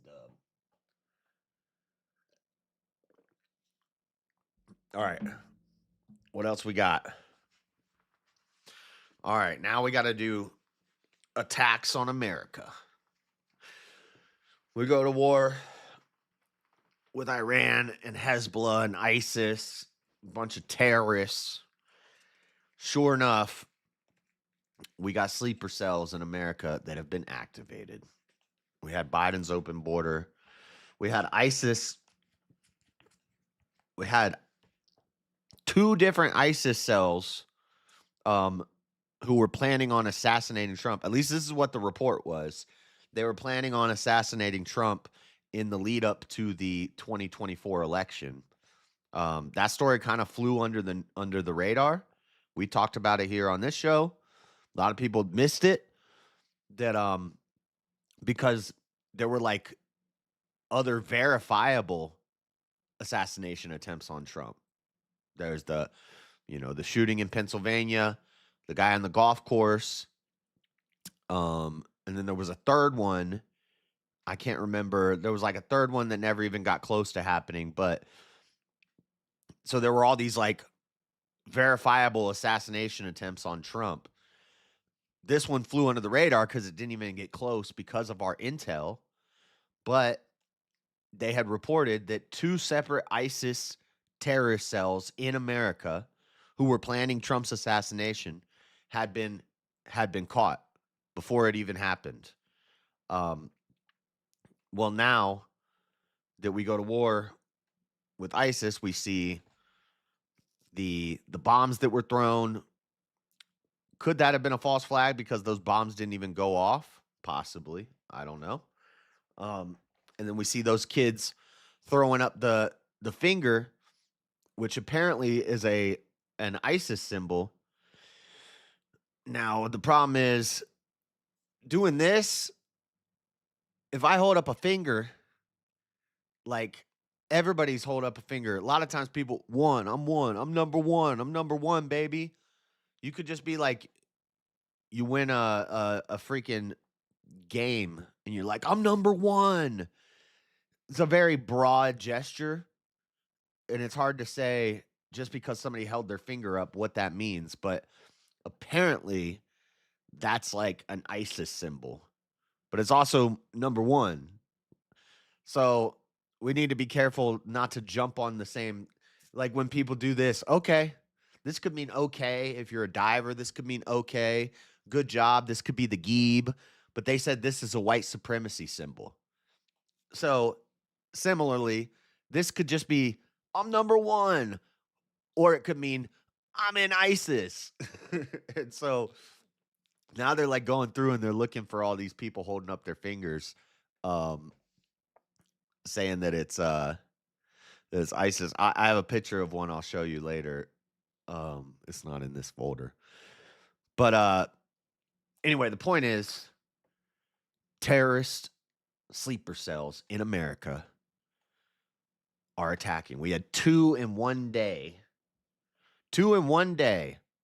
So we had Old Dominion University in Virginia, and we had the synagogue in Michigan. I was planning on covering more of the synagogue one, but because I hadn't looked into it, I waited until this morning to look into this deeply. But luckily, nobody died in the synagogue attack in Michigan except for the guy. And he drove his vehicle into a synagogue, and then he popped himself. And he was like a Muslim guy who apparently 3 of his family members had been killed in a bombing in Iran recently, and that's why he did it. But then this Old Dominion one is a little different. So let me just cover both of them real quick. This is from pbs.org. Communities were left reeling from attacks that unfolded less than 2 hours apart at a Michigan synagogue and at Old Dominion University in Virginia. Violence that officials said would have been bloodier without intervention from residents. In Virginia, a former Army National Guard member who served years in prison for attempting to aid the Islamic State opened fire Thursday on a classroom at Old Dominion University, killing 1 person and wounding 2 others. ROTC students subdued and killed him. In Michigan, at a major synagogue outside of Detroit, a man who had learned a week earlier that 4 of his family members were killed in an Israeli airstrike in Lebanon rammed into a synagogue and then killed himself. Authorities said none of the 140 children and staff inside were hurt, but a security guard was hit by the vehicle and knocked unconscious. So somebody was hurt. Great reporting. The Old Dominion one, Mohammed Baylor Jallo. Mohammed Baylor Jallo. And this is who we got in our National Guard, by the way. Sleeper cells. Told you, terrorist sleeper cells in America, in our military. And then they wonder how a terrorist can fly a plane into a building. Maybe because you let them in the country and then you let them into the military. Mohammed Baylor Jallo yelled. What do you think he yelled? As he proceeded to shoot at a college, what do you think he yelled? Take a wild guess what Muhammad yelled as he shot up a school. What do you think he yelled, guys? Take a wild guess. I bet you can't get it. I bet you can get it in one guess. Anybody know? Chat. What do you think he yelled?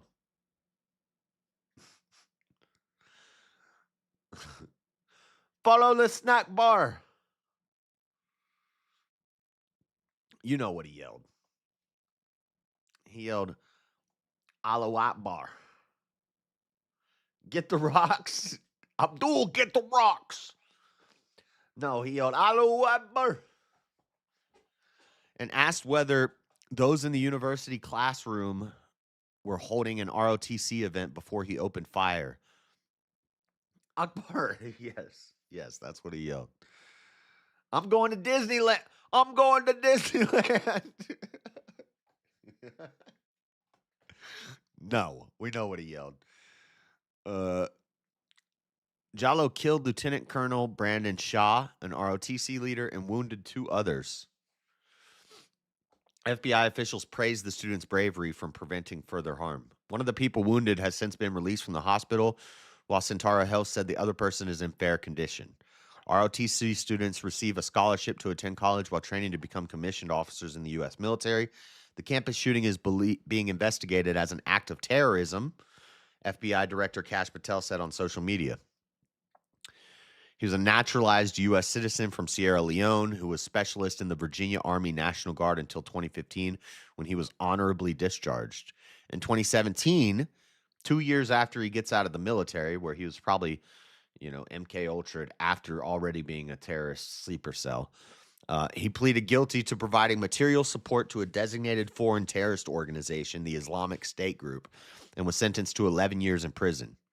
He was released early after completing a drug treatment program, a person familiar with the matter told Associated Press. It wasn't clear how he qualified, since inmates serving sentences for terrorism-related offenses typically aren't eligible for such programs. Interesting. So this MK Ultra terrorist, National Guard, nationalized terrorist who helped a terrorist group goes to prison for terrorism, takes a drug course, and gets released early. What kind of drug course was it? Were they feeding you LSD and showing you dolphins and flashy strobe lights on a screen? I wonder what was happening there.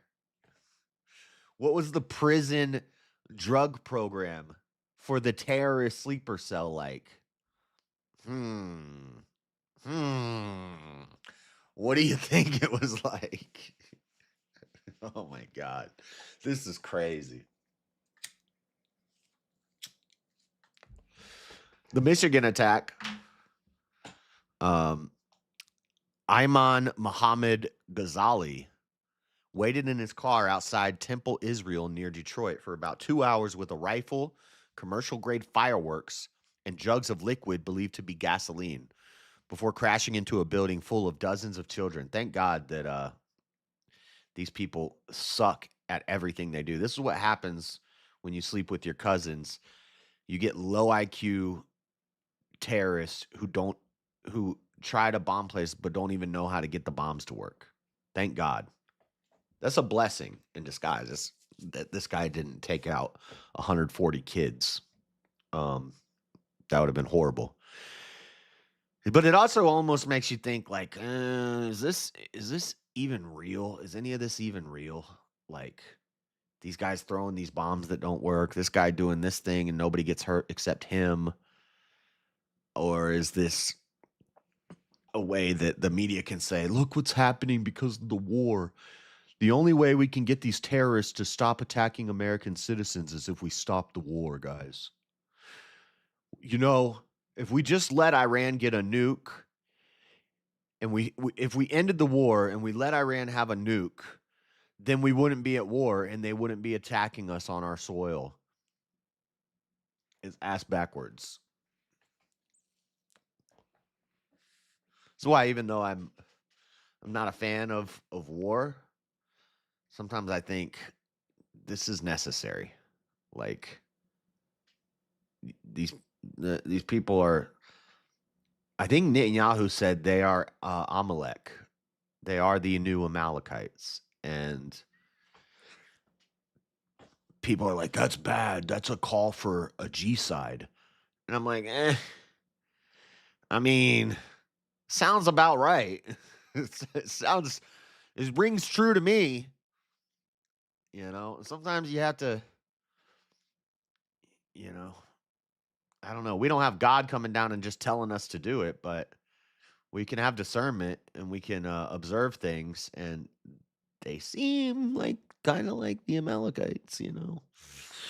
I'm just saying. And Christians are the new Israel. I was about to read it, and I already said that. If you had paid attention a little earlier, you would have already heard me say that, Freddie. I already said that. Genius. I love when people come into the stream and they listen for 10 seconds and they start critiquing me when I already said that. When I first started talking about the story, I already said his family had just been killed the other day, and that's why he did it. Dumbass.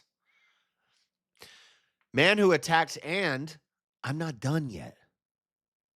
I'm not even done yet, so shut up. God, I hate stupid people. Man who attacked synagogue had lost family. It was the next line I was about to read. Crazy. And I already said it. Wow. Ghazali was a Lebanese-born man who had recently found out that an Israeli airstrike in his native country had killed his two brothers, a niece and a nephew. An official in the town of Mashgaharan told the AP. And also, that doesn't do anything to debunk the sleeper cell theory. If there are terrorists in America who are activated once we go to war with their home country, and then their family dying, that's an excuse for them to activate. He's still a terrorist who's able to do something like this in America. Duh. My name is Jeff. My name is Freddie. My name is Freddie. Stupid. The official who requested anonymity because he could not publicly discuss details of the airstrike also said their mother was seriously wounded and remains in the hospital. Israel has stepped up attacks on the Iranian-backed militant group Hezbollah in Lebanon as the war with Iran has spread violence across the Middle East. Ghazali came to the U.S. in 2011 on an immediate relative visa as the spouse of a U.S. citizen, probably some liberal white lady, and was granted U.S. citizenship in 2016. According to DHS, he lived in a single-story brick home in Detroit suburb of Dearborn Heights, about 38 miles south of the synagogue. Let's see. Michigan synagogue attack suspect identified, entered U.S. on spouse visa from Lebanon. This is just Fox saying the same thing. What if we had said no to progress? No, don't say no to progress. My name is Benny. Gosh. Sometimes just think before you speak. Just a little bit. Hold on. You know what? I don't even want to play this. I want to play this. Let's listen to this real quick. This is NBC News. Driver dead after vehicle ramming attack at Michigan synagogue. All students and staff members at a preschool in Temple Israel Synagogue in West Bloomfield Township are safe. And stand together, whether it's federal, state, county, or local. We're committed to keeping this community safe. If you think you can target the Jewish community in this county or anywhere in this state, you're wrong. We're going to not only stand in front of them to protect them, we're coming for you. This is what I play for Freddie. You ain't got the answers, man. I've been doing this more than you. You ain't been doing the education. Bro. You ain't been doing the education, Freddie. So with that, thank you. Very strong news conference there from Michigan. That's the sheriff, as you heard, from Oakland County, Michigan. And the last words there, awfully strong. We will stand and protect our Jewish community. If you're coming for them, we're going to be running interference is the bottom line. Here are the headlines if you missed it. The sheriff announcing that this happened at about 12:15 or so, 12:19 local time, when police got a call for an active shooter and somebody inside was driving a vehicle or had rammed the vehicle into the building itself. No students, none of the kids, and none of the staff were injured. The suspect was immediately identified in terms of targeted or taken out, I should say, by security teams there at the synagogue. And he was eliminated. One security officer, the head of security at the temple, was injured as he was hit by the vehicle itself. They also made the point that they have for years, they have worked together, trained together for a mass casualty incident, and they responded very quickly and instituted all of those policies and everything that they have worked on. We're going to quickly now bring back in NBC's Tom Winter, who's been talking to his sources as well. Tom, talk about the people who were impacted by this and specific. Okay, enough of that. Nobody was injured. We get it. Last story in the main story news. Check this out. This is local to me. I'm actually happy about this because, well, I'm happy because ICE needs to do their job. And I always talk about how Salt Lake City is a soft sanctuary city. We don't actually call ourselves a sanctuary city, but our Marxist commie gender studies mayor definitely wants this to be a sanctuary city, and she acts like it is a sanctuary city. But ICE bought this warehouse. This is out in the industrial area of Salt Lake on the west side. Once you cross over the tracks, there's nothing out there. It's just dirt and factories and the UPS place. The UPS is out there. This looks like the Amazon building. Now, I don't know if Amazon moved to a new location and this is the old Amazon warehouse, or if this is right next to the Amazon warehouse. I think it's another, because there's a bunch of these out there and they all look the same. One of these is an Amazon warehouse and it looks just like this one. Like I wonder if they moved locations or if it's just another one of the buildings, because there's a bunch of these. But apparently, I said 45 million, 145 million. Salt Lake City warehouse is the latest in the nation to be purchased by U.S. Immigration and Customs Enforcement as the Trump administration plans a $45 billion expansion of detention centers. U.S. Department of Homeland Security, which oversees ICE, and a Delaware company on Wednesday finalized the $145.4 million deal. County property records show the hulking facility with a line of loading docks and few windows is located in an industrial district about 10-minute drive from Salt Lake City Airport. In a statement to Utah News Dispatch, a representative for ICE said the agency intends to use the site as a detention facility and said it will undergo community impact studies and a rigorous due diligence process to make sure there is no hardship on local utilities or infrastructure prior to purchase. Now, of course, they're going to turn this place into a detention facility. It's not just going to be an open floor and they just dump people on the floor in there. But that is the message that our local leadership is saying. So I have this from the mayor. This is the statement our mayor put out. Salt Lake City Mayor Erin Mendenhall. She's a Marxist. She has a degree in gender studies, and she wants to she flies gay flags and trans flags on buildings. She goes to pride parades where she and a bunch of children are on floats celebrating sodomy and she's a commie. And this is what she said. My statement regarding the Department of Homeland Security's recent purchase of a warehouse, Salt Lake City. She writes like a moron. She misspells stuff all the time because spell check won't work if there's a synonym for a word. Like she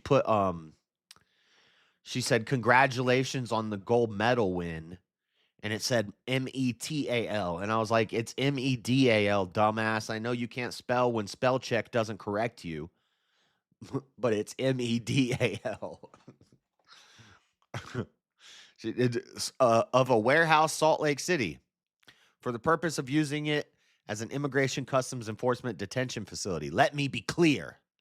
A detention center does not belong in our capital city. Full stop. What kind of mayor says full stop? What are you, a high school girl? What is this? Full stop. Period. Full stop. Shut up. Grow up, woman. God, the mass detention of people inside a warehouse. It's in a warehouse. Is inhumane and is contradictory to the function, values, and desires of Salt Lakers. Not true.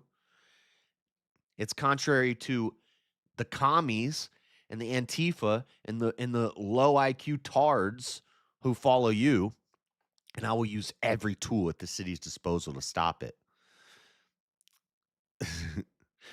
Statement on DHS purchase for ICE facility. Let me be clear. A detention center does not belong in our capital city. Full stop. Okay, I already read this.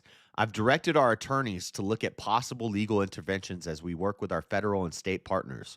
But to put it plainly, the use of a warehouse facility for this purpose is also wholly outside the scope of our available resources and zoning allowances. We're conducting a thorough and swift evaluation of utility infrastructure, among many other aspects, as to why we cannot have a facility of this kind here.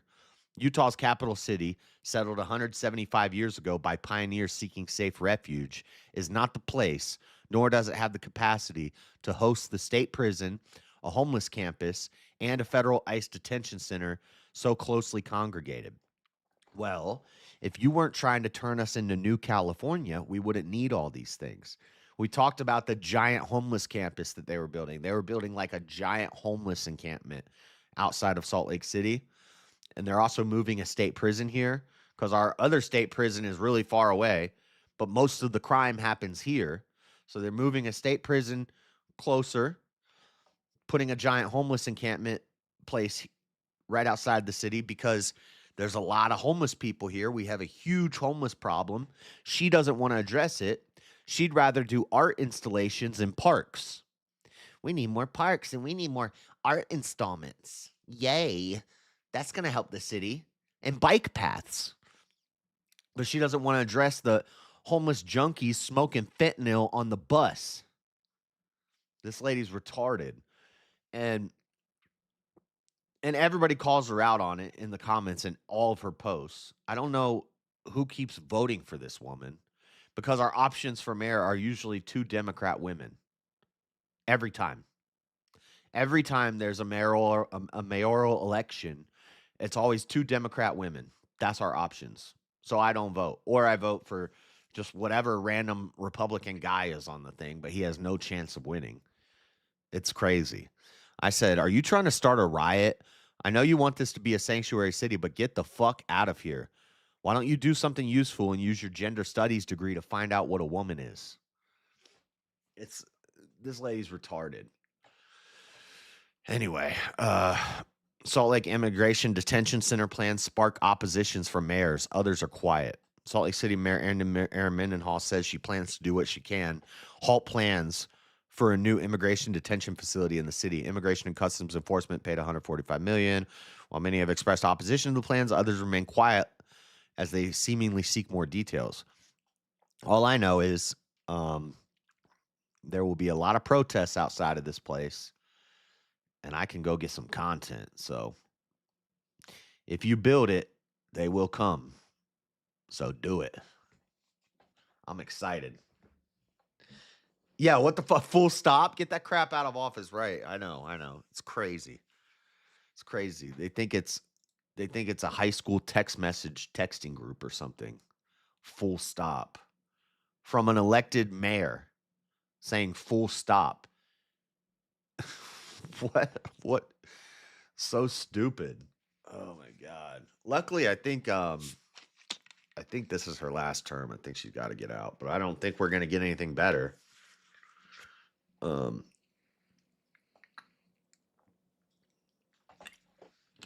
But that's it for the main story news, guys. We got some reels, we got some rapid fire news to burn through, and then we're going to talk about organ harvesting. Let me open this folder real quick.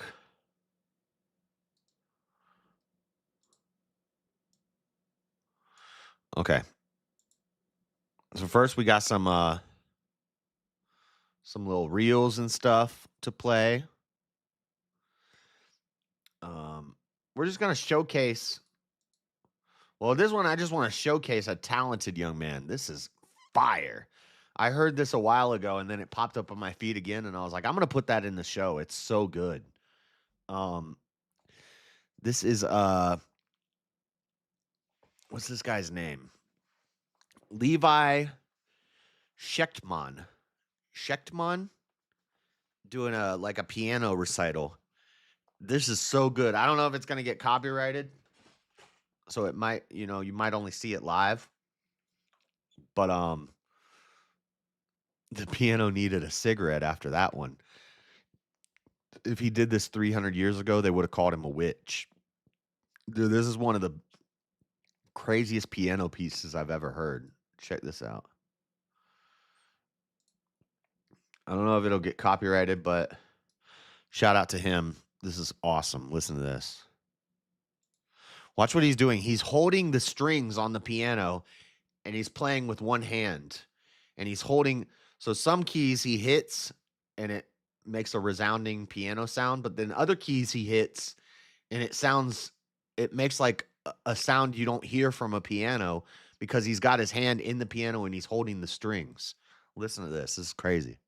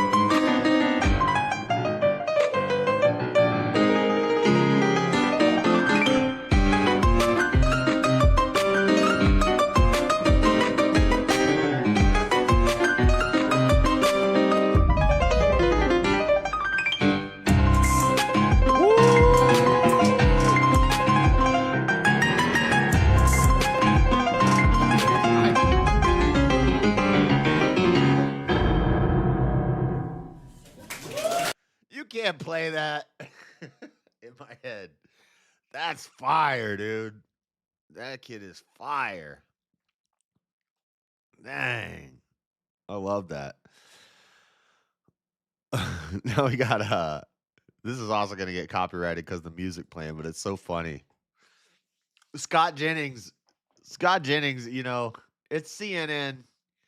CNN kind of sucks, but kind of sucks. Commie News Network. Listen to Scott Jennings just.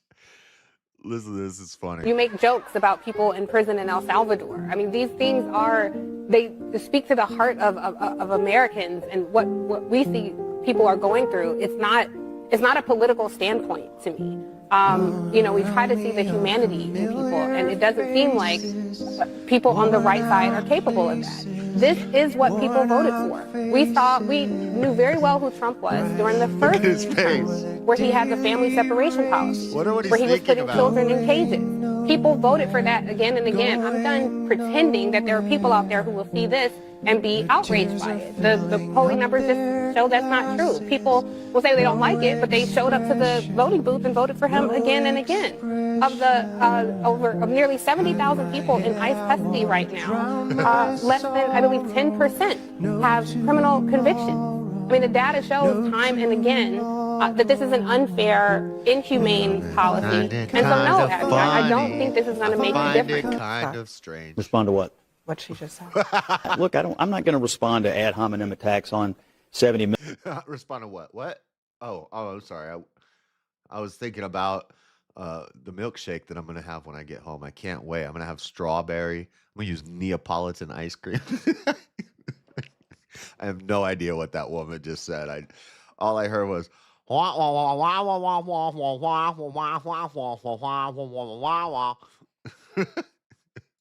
million Americans who decided to vote Republican in the November 2024 election. I don't think it's right. You come out here, you call people liars, you call anybody who votes Republican, you say they don't have a moral compass. I mean, I didn't say anybody who votes Republican. I said the people who voted for Donald Trump. Okay, they he's a Republican, and he won in November with Republicans who voted for him. So don't back away from I'm not backing away. I don't think they have a moral compass. That's how you feel, but I'm not. You don't ever have to worry about me backing away from that point. I don't feel like I have to respond to these attacks. In fact, I think you ought to ask her if she really believes 70 million people lack a moral compass. I believe people who saw what Trump did and voted for him lack a moral compass. Wah, wah, wah, wah, wah, wah, wah, wah, wah. That's so funny. All right.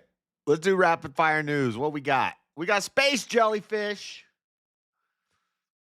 Y'all see the space jellyfish? Hold on. Let me show you this picture first because they have better pictures here.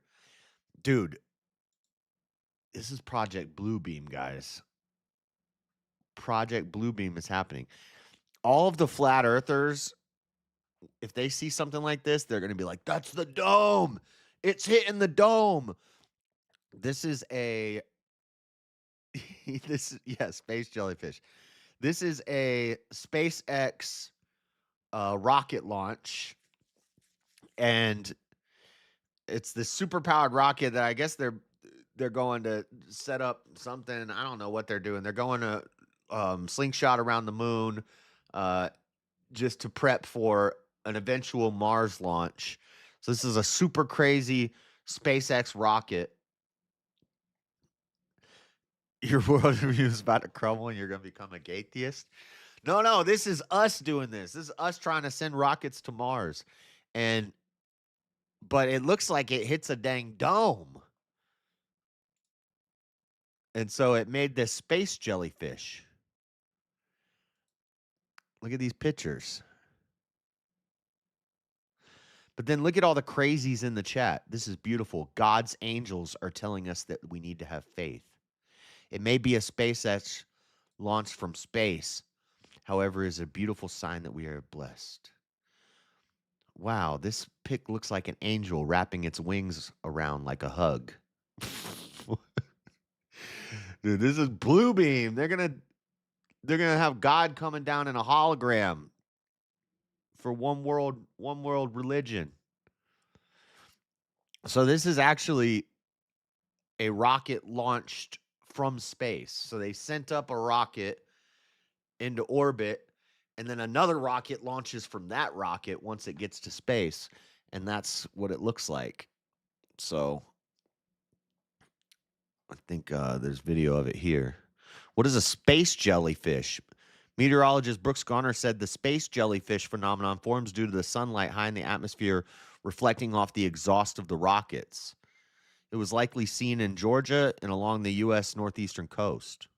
The Falcon 9's exhaust plume has dissipated, but we're getting some wild shots. This is from Nelda in Malabar of what looks like a jellyfish in the sky. This is from the rocket exhaust reaching levels of the atmosphere that are outside of the atmosphere, and the gases expand exponentially, producing these incredible pictures. That is just beautiful. Thank you, Nelda, for sending that in. Here's another one from a viewer in Rockledge and Vieira. This is from Karen Watts.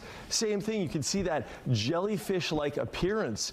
And being so high in the sky, it's not just visible here in Florida. You can see this all the way into Georgia and the Carolinas. It is such a sight to see. Here's a shot from Eric Keller. Just an amazing picture here. Just the contrast, the resolution of essentially what's going on is this.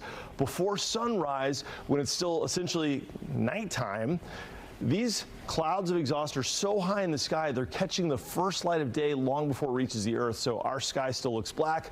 Meanwhile, those noctilescent clouds, as they're known, look bright white. Well, what's also bright white is a shot from the top of our tower cam. Okay. So we got space jellyfish, guys. All right. What else we got? Here's the space jellyfish. Some gamer news. So there's a meme going around that's saying that GTA 6 is going to be almost 700 gigabyte download. And when I was trying to find any confirmation on this, it seems like it may just be like that on Xbox. So Grand Theft Auto 6 is on the horizon, but players intent on downloading the game may be in for a long wait. The good news is that per official Take-Two statement to Variety, the physical release of the game will not be delayed to try to prevent spoilers. The bad news is that if you don't have the physical media or you have a console with an optical drive, you could be downloading the game for several days. UK broadbander Uswitch points out slower or sub-broadband connections could take all day or more to download and install the game, with a 10 megabyte per second download estimated to take six days and 6 hours. While Uswitch made a key mistake and built its estimates around a falsified 676.7 gigabyte download side, there is still a valid point to be made here. At more realistic estimate, 200 to 300 gigabytes at 10 megabytes per second internet connection would still take 2 days to download the entirety of Grand Theft Auto 6. So the meme that was going around was saying that it's going to be 676 gigabytes. That's been falsified. But I saw reports verifying it, saying that it's just for Xbox that it's going to be that big. But they're here. So I looked at a bunch of things to try to confirm or deny it. Most people are denying that the meme is right. One place said that Xbox said that's just for the Xbox version. This website's saying it's falsified, but it's going to be 200 to 300 gigabytes. So, luckily I have very fast internet, and I have a very large hard drive. I got a large hard drive and fast internet, so shouldn't be a problem. See, Red Dead Redemption 2 is 150 gigabytes. So this one, they're saying 300 gigabytes. Like, that's not that crazy. I don't think that's that wild. So that's that. What else we got? We have some more local news. So there was a letter sent to our Salt Lake City downtown courthouse this week. And there was a powdery substance inside of it and a bomb threat. So like double, we don't know if this is anthrax and chemical warfare. Also, the letter says that there's a bomb threat. They evacuated everybody from the building, cleared the building, tested the substance. I don't think a suspect has been found yet or anything. A large police presence responded to Salt Lake City Justice Courthouse after reports of a threat. Nearly a dozen officers, SPD, Fire Department, Utah Transit Authority are in the area. According to Sergeant Gregory Wilkins of the SLCPD, investigating potential threats. Courthouse received a suspicious letter with a white powdery substance with vague bomb threats.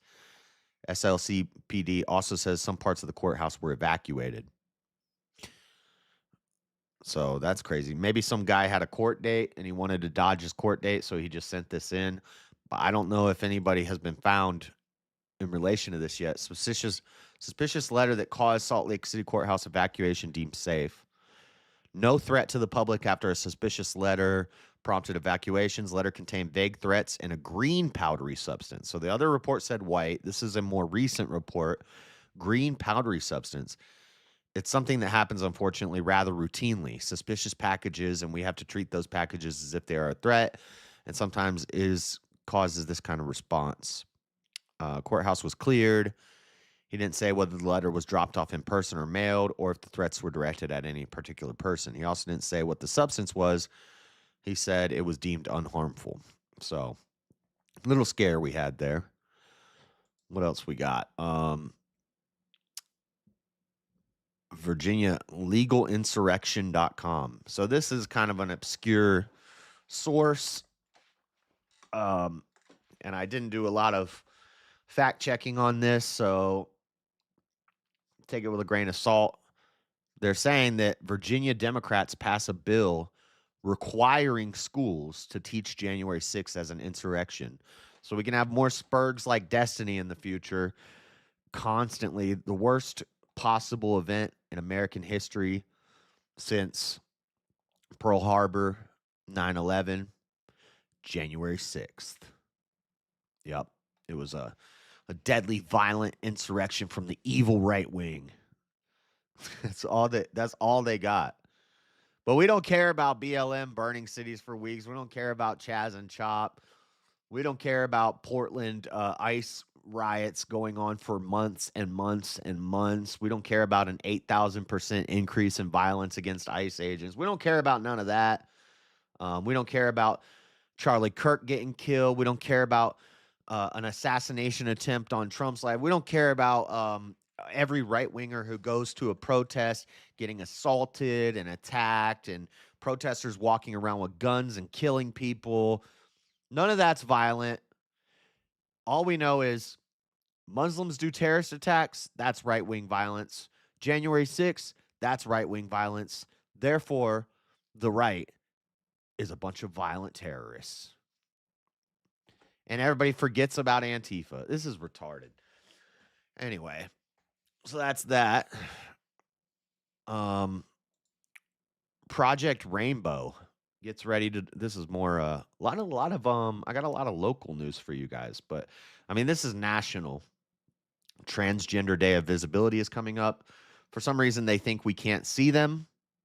They think they're invisible, even though we all see them in the women's locker rooms, jerking off in the Planet Fitness women's bathroom, playing with their dang-a-lang in the women's spa.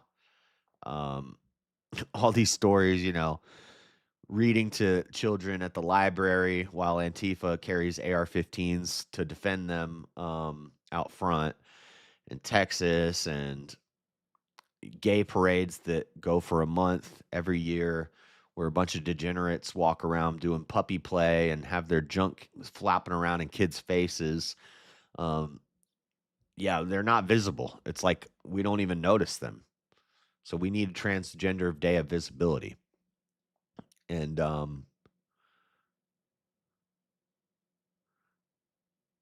we witnessed episode 2, No Kings protest shooting. Oh, now they're talking about the No Kings protest shooting? What the and why does this lady have a mustache? What is this? Now you usually are the one that's behind the camera and shooting all of our beautiful B-roll. Listen, I'll say it in the nicest way What possible. the- There's a reason that I'm behind the camera, not in front of it. I tell that to a lot of people when I go out. But yeah, it's an interesting, cool new experience. Yeah. Well, let's There's a hop right man, into baby. this. So when you You guys are lucky that that's really tiny and you can't see the person who's talking. Full ass mustache. What the heck? One should not play with the dang-a-lang in public. That's what I'm saying. Put that thing away, Steve.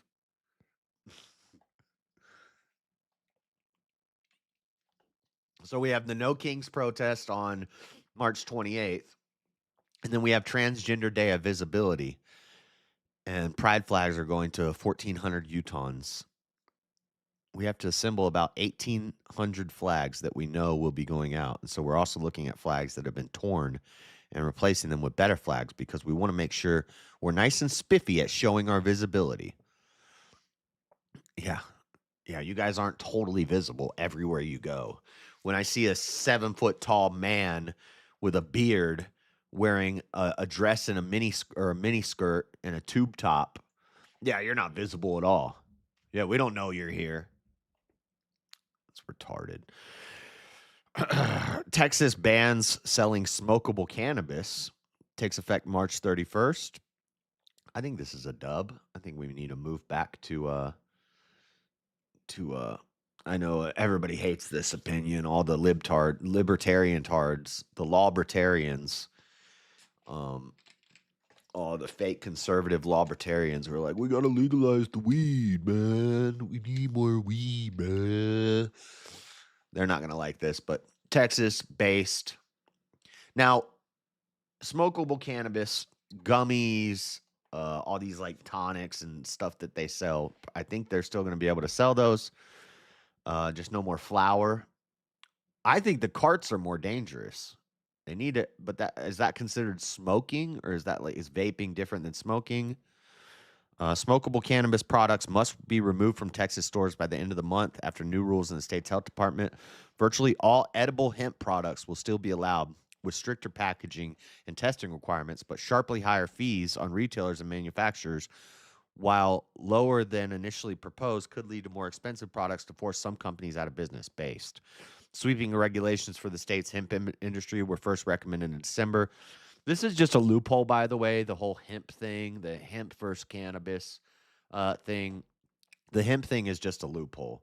Hemp is supposed to not be smokable. It's not supposed to get you high. You're supposed to be using it for, petroleum products or, paper, canvas, clothing, cloth. They say the Declaration of the Independence was written on hemp, and the sails of the Mayflower were made out of hemp. Okay, cool. You want to make bed sheets out of hemp? Sure, go ahead. But they use this as a workaround. They're only supposed to be growing hemp that's used for, what's the word that I'm thinking of for plastics? There's a word for it. Polymers? No. Anyway, you want to make plastic out of hemp? You want to make Mayflower sails? Go ahead. But they use it as a workaround to make basically smokable pot, and then they sell it, and it's not supposed to be legal, but they're doing it anyway.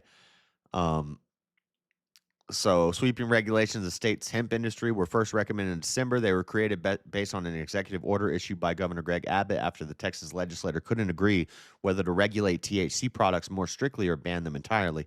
Last week, the Texas Department of State Health Services adopted its final version of the rules they said would take effect on March 31st. New regulations effectively ban the sale of smokable hemp and extracts, nice, by changing how DSHS measures Delta-9 THC, the primary psychoactive ingredient in cannabis. So, live resins and rosins banned, carts banned, flour banned. You want to buy which I think is kind of dumb too, because edibles are way more powerful. So, you can still do edibles though.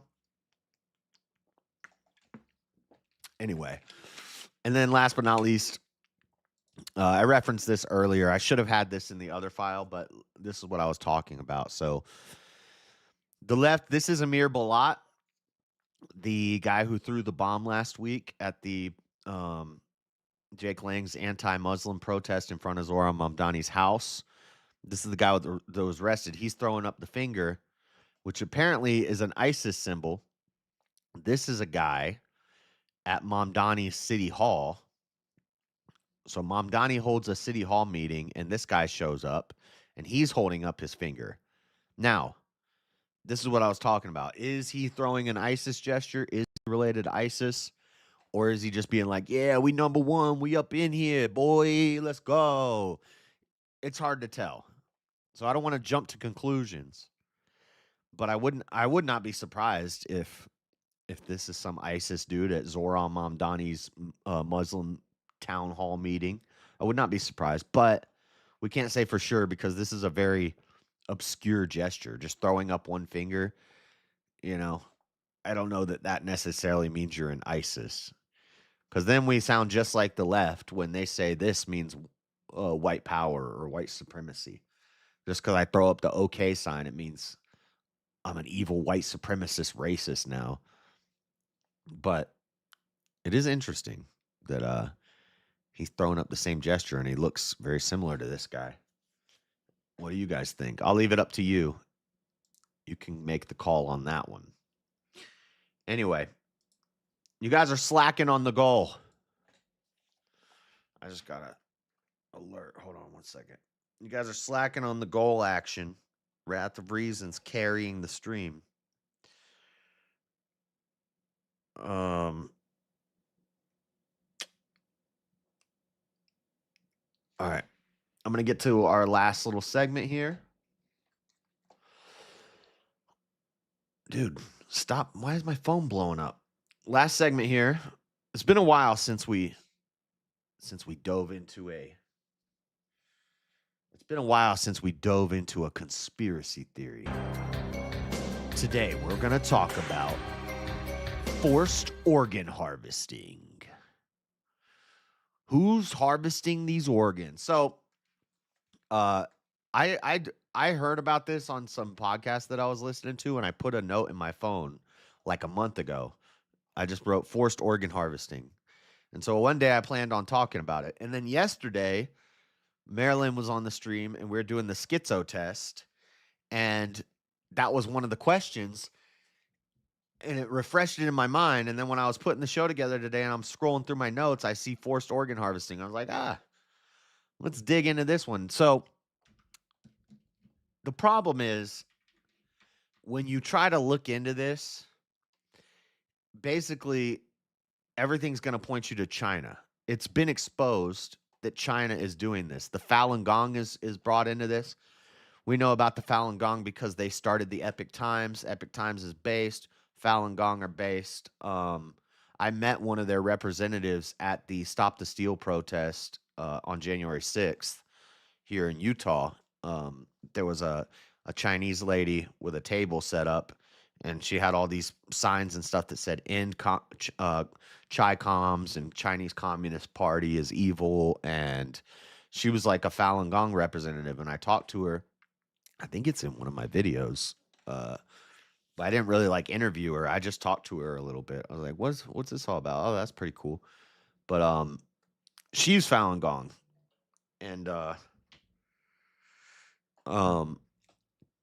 And so apparently it's been proven this is a thing in China where prisoners, people, Christians, Falun Gong, Christians, prisoners, probably the Uyghur Muslims,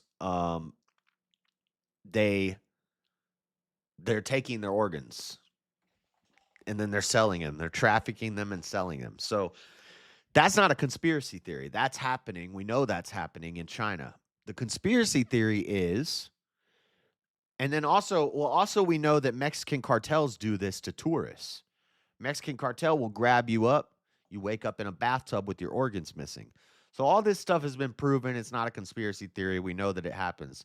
The conspiracy theory is that shadow groups in America, like gang stalkers or something, are driving around and doing this to all the homeless people.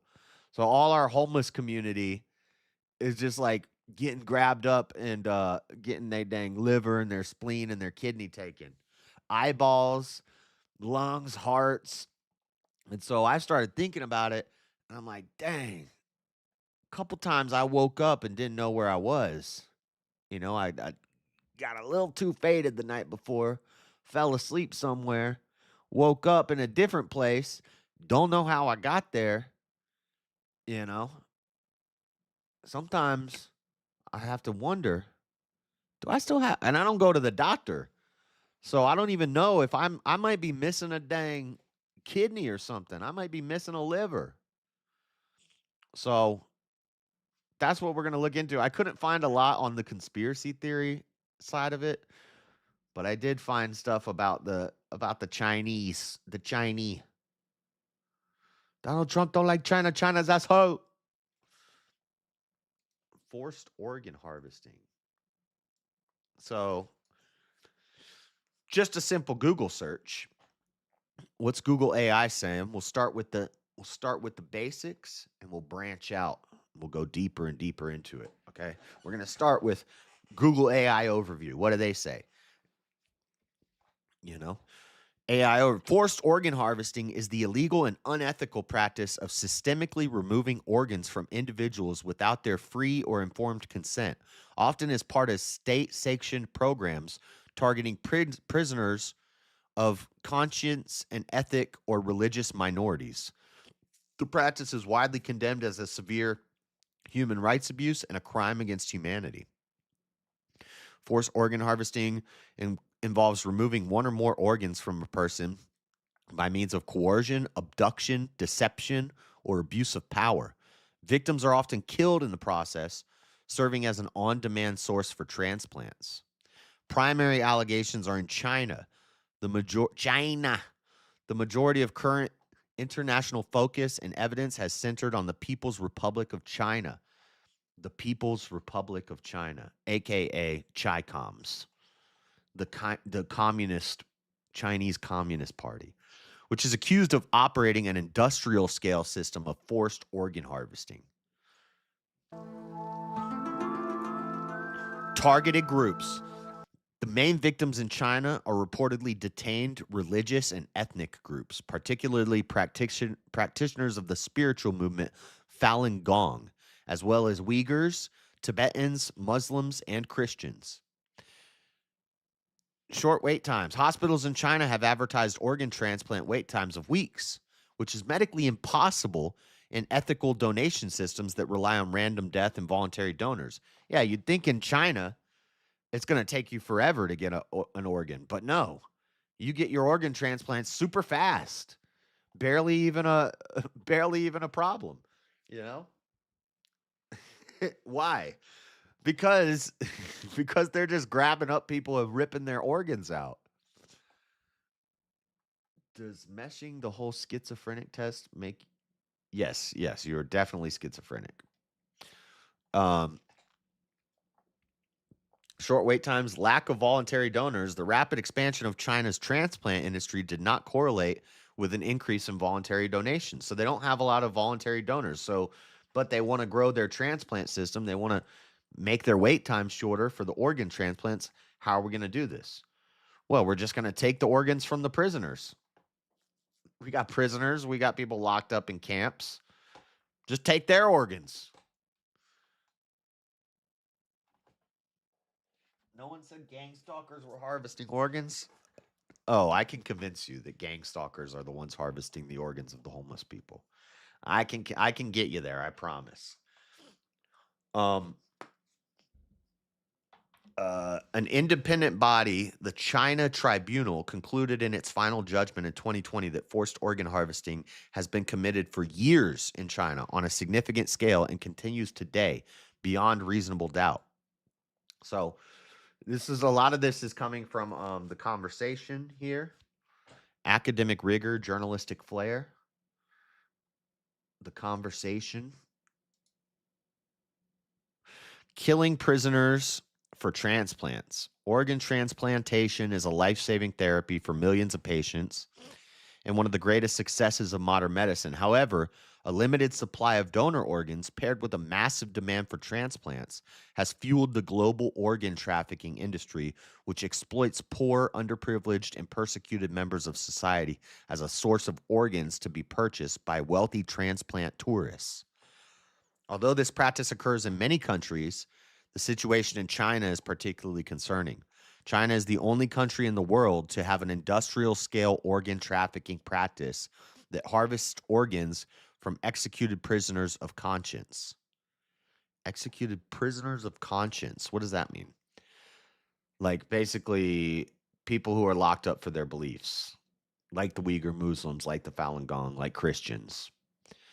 To understand forced organ harvesting, it's useful to consider a hypothetical scenario. A patient in Canada with end-stage heart disease is in need of a life-saving cardiac transplant, but nobody wants to donate a heart. So what do? We go scoop up a hobo and get that dang heart. Doctors in Canada tell the patient he needs to go on a waiting list until a compatible donor dies under suitable conditions. This process can take weeks, months, or even years. The patient then finds a transplant program in China that can schedule a cardiac transplant from a compatible donor weeks in advance. Wow, China can get me a heart really fast. We can get made in China hearts. Made in China hearts stolen from Christians and Muslims and Falun Gong members. Interesting. This raises several important questions. Cardiac transplant can only come from deceased donors. So how can the hospital match this patient with a potential deceased donor weeks in advance? Well, they'll just kill him. How did the hospital find this donor? How do they know when that donor will die? Has the donor consented to have their organs harvested? Nope. The answers to these questions are extremely distressing. China uses incarcerated prisoners of conscience as an organ donor pool to provide compatible transplants for patients. These prisoners or donors are executed and their organs harvested against their will and used in a prolific and profitable transplant industry. As transplant nephrologist and medical professionals, we aim to spread awareness about organ trafficking, particularly forced organ harvesting, to colleagues, institutions, patients, and the public. I mean, we were talking about this the other night. What if we just clone people and then we just execute them and take their hearts? Or we could just we could 3D print. You know, they got organic 3D printing. We've talked about that. They're 3D printing edible meat now, edible synthetic 3D printed meat. So I don't think we're far off from just 3D printing a heart. And sometimes they use pig hearts. Can they do a pig heart? I've heard of that. That'd be crazy. You'd be a bear pig man. You'd be a dang chimera if you had a pig heart. China currently has the second largest transplant program in the world. Transplant operations in China increased rapidly in the early 2000s without a corresponding rise in voluntary organ donors, which led to questions about the source of the organs. They're like, how is China getting us these hearts so quick? They don't even have people signing up to donate their organs. Oh, they're just going to their camps where they keep Christians and Muslims and people who, have some sort of religious faith. And then they're just killing them and taking their hearts. Human rights investigations. See, Falun Gong. So Falun Gong, they started the Epic Times. So I think I have a video from them. This is from the Epic Times right here. Shout out Epic Times. Let's watch this, and then we'll read a little more. Because there's more than just this. There's also, in America, after we watch this, they're doing organ removals on patients while they're still conscious. So before they even die. And there's all these myths about how if you mark that you want to be an organ donor on your ID, this is why, maybe this is a conspiracy theory, I don't know, but I believe it. I am not an organ donor. And it's not that I don't think my organs should go to somebody. They should. I would like that, but the problem is if I put that I'm an organ donor and it's on my ID and I get in a car accident and I'm on the edge of death, and then they look at my ID and they say he's a donor, they're more likely to just say, okay, let's take our time. Nope, he's not going to make it. Darn. Let's get that liver and that heart and those eyeballs and those lungs and that spleen and those kidneys. Let's get them out and get them on ice quick so we can get them out to some people who need them. This guy's not going to make it. But if you're not an organ donor, then they're like, save him, save his life, and they might save you. That's what the theory is. And, I don't know how true that is, but I'd rather be safe than sorry, Thanks for tuning into this special edition on the Epoch News channel. I'm Angela Anderson. After a year-long investigation, an independent People's Tribunal has unanimously concluded that prisoners of conscience are being killed in China to sell their organs on a significant scale. The forcible extraction of organs from living prisoners of conscience to use for transplant surgery and profit is known as forced organ harvesting. In a judgment delivered on June 17 in London, Chair of the Tribunal, Sir Geoffrey Nice, said the Tribunal members are all certain, unanimously and sure beyond reasonable doubt, that in China... He don't sound Chinese. Forced organ harvesting from prisoners of conscience has... Dude, it's crazy when you see an Asian-looking dude with a British accent. That's wild. ...has been practiced for a substantial period of time, involving a very substantial number of victims. The panel further concluded that adherents of Falun Gong have been one of the main sources of organ supply. Falun Gong is a spiritual discipline consisting of meditation exercises and moral teachings. I used to do that. I used to do the dang Tai Chi. And then I realized I'm doing some dang demonic movements and stuff. I'm like doing the and energy balls. And I thought I was Goku. It never worked, though. I could never shoot a dang Kamehameha wave. I tried. I couldn't do it. I tried a Masenko. I tried a Final Flash. Couldn't do none of them. Special beam cannon, it ain't working. But I did do Tai Chi. And I was very good at it. You know? So Falun Gong's not Christians, but I think they're spiritual. But the Christians also in China, getting them dang, those would be prisoners of conscience. Basically, if you have any beliefs that aren't communist, atheist China beliefs, you get locked up in a camp, and then they kill you when it's time they need a heart. But Falun Gong started Epic Times, and it's funny, Epic Times isn't saying that, but that's the truth. That's a little lesser known fact there. Based on truthfulness, compassion and tolerance. It has been severely persecuted by the Chinese regime for the past 2 decades. People who do the practice are thrown into prisons, labour camps and brainwashing centres, where many are tortured in an effort to force them to renounce their faith. The tribunal also said that though they did not have definite evidence, there was a risk that Uyghur Muslims in Xinjiang province could be subject to forced organ harvesting.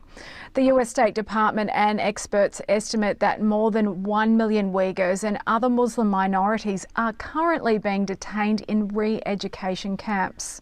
7 experts conducted an independent analysis of forced organ extraction in China.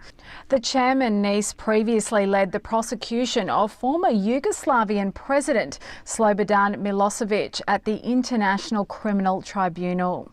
The tribunal also found beyond reasonable doubt that crimes against humanity... By the way, this is 6 years ago, so this is not a new thing. But it's definitely probably stepped up and gotten way crazier. We'll get off of China here in a second after this. ...have been committed against Falun Gong practitioners. Nice said the tribunal reached these conclusions after considering all the evidence available, including testimony from more than 50 witnesses given at 2 of the hearings. He added that the tribunal reached out to representatives of the Chinese regime, including the Chinese embassy in London and health officials, but did not hear back from them. The tribunal, he said, did not use the regime's silence as evidence against it in reaching its conclusions. Nice condemned the crimes in the strongest terms, saying forced organ harvesting is of unmatched wickedness on a death-for-death basis, with the killings by mass crimes committed in the last century. Detailed reports of the disturbing practice first emerged in 2006. Investigators concluded that the rapid expansion of China's organ transplant industry since the year 2000 is explained by forced organ harvesting, primarily from Falun Gong practitioners. Nice said the tribunal made a series of findings regarding the organ transplant system in China that led it to reach the unavoidable final conclusion that organ harvesting is taking place. All right. We don't have time to watch all of that. So This is the McCain Institute, Arizona State University, McCainInstitute.org. As of 2015, China declared that all organ donations would be sourced from voluntary donors. So, but that report that we just watched is from 6 years ago. So that's from 2000. 2015, China declared that they're only getting their organs from voluntary donors, repealing an earlier policy that allowed the government to source organs from death row prisoners. Accordingly, in 2017, the Chinese Communist Party reported that the voluntary organ donor list of approximately 370,000 people yielded 5,146 eligible donors, resulting in over 16,000 organ transplants. 16,000 organ transplants from 5,000 people. The math's not math in here. Yet scholars and experts, such as those who formed the China Tribunal, an international organization, find a different reality. They estimate from data, including hospital bed counts and medical personnel, that China conducts between 60,000 to 100,000 organ transplants annually. Given the overwhelming gap in these statistics, where did the China source tens of thousands of organs? And so this is just another website talking about what we were just watching. Because people may say Epic Times is started and ran by the Falun Gong. So, of course, they're going to be biased toward the Falun Gong. So you can't use Epic Times. Epic Times is fake news. You can't use them. It's biased. So I have backups. I have The Conversation, which is a .com. I have the McCainInstitute.org from Arizona State University. So we've got multiple sources here corroborating the same answer, which is China is killing Christians and Muslims and Falun Gong, which is kind of like Buddhist-y or Hindu-y, I think, killing them and taking their organs. And then we have a bill from congress.gov. So we got a .org, a .com, a .gov. We got all of it. We got all the sources here. This is HR 1503, Stop Forced Organ Harvesting Act of 2025. So this is under Trump. This is a bill proposed by Congress. I don't know if it was. I don't know what happened with this. This is the summary of the bill. Here's actions. Foreign Affairs, Senate, Relations, all actions. There have been one roll call vote introduced. It passed the House. This has not passed the Senate or got to the president yet, but this has passed the House. Now let me go back. Here's the bill. This bill requires the president to impose sanctions on persons, individuals, or entities involved in forced organ trafficking and authorizes the Department of State to deny or revoke the passports of individuals convicted of certain crimes relating to organ trafficking. Specifically, the president must report to Congress a list of persons that facilitate 1, forced organ harvesting, or 2, trafficking in persons for organ harvesting. For each person on the list, the president must impose property and visa blocking sanctions. Furthermore, the State Department may deny or revoke the passport of an individual who has been convicted of a federal crime to knowingly transferring any human organ for valuable consideration for use in human transplantation if the individual, 1, is subject to imprisonment or supervised release resulting from that conviction, and 2, used a passport or crossed an international border when committing that crime. So we know about the Chinese buying up all the land. We know about the Chinese taking over the weed farms in Oklahoma and Maine. Now we know about Biden's open border leading to Chinese and Mexican cartels coming over here to kidnap people and harvest their organs. They were just doing it to tourists in Mexico, and China was doing it to their prisoners. Now they're doing human trafficking with unknowing people in America, allegedly. This is the conspiracy theory, that they're grabbing up people and taking their organs. So if you ever wake up in an ice bathtub after spending a night out on the street, you get a little too drunk and pass out after a night at the bar on a bench somewhere, and you wake up in a bathtub full of ice with stitches in your side, you're probably missing a couple organs, okay? That's crazy. And this is health and the HHS reports that organ harvesting, An alarming report. organ happening while patients are still showing signs of life. Now, a shocking report by the Department of Health and Human Services is casting fresh scrutiny on the U.S. organ transplant system, revealing that in some cases, organ procurement began while patients still showed signs of life. This is what I was talking about with your ID saying that you're an organ donor. This is in America. By Health and Human Services raises questions about the U.S. organ transplant. And this is a video from 3 months ago. So Department of Health and Human DHS, or not DHS, HHS, Health and Human Services found this out 3 months ago. And this is why I've been hearing more about this lately, because it's not just happening in China, and it's not just cartels in Mexico. They found that while people are still showing signs of life on the table, they start taking your dang organs out because they get money off of them. They do the same thing with aborted babies, stem cell research. They're taking the dang organs. I'm telling you, although it sucks to say this, because we do need organ donors, you know? And I think it's good that people are willing to donate their organs after they die. The problem is you can't trust these damn doctors. You can't trust the medical industry. You can't trust that dang double serpent. That dang double helix serpent snake symbol. That's Satan. Don't worship the medical industry, guys. These doctors, you know, you're an organ donor. They're going to take your kidney while you're awake. Transplant system, including cases where procurement began while patients still showed signs of life. With more than 48,000 operations performed last year, some doctors are raising questions about the system and the lack of proper regulation. Joining us right now to discuss is Dr. Joseph Verone, President and Chief Medical Officer of the Independent Medical Alliance. Why are they all smiley? Why is she so smiley? Joining us now to talk about how they're taking organs from living patients, Dr. Verone. And Dr. Verone comes on and he's all smiling. What are y'all smiling for? This is dark and grim. This is an unsolved mystery. What are you doing? Good morning to you, sir. Always good to see you. Good morning. Thank you for having me. You've warned this is turning into the commodification of human life. What do you mean by this, and how does this report support that? Okay, so first let me start by telling you I'm a very strong supporter of ethical organ donation. This dude looked like he had a damn stroke.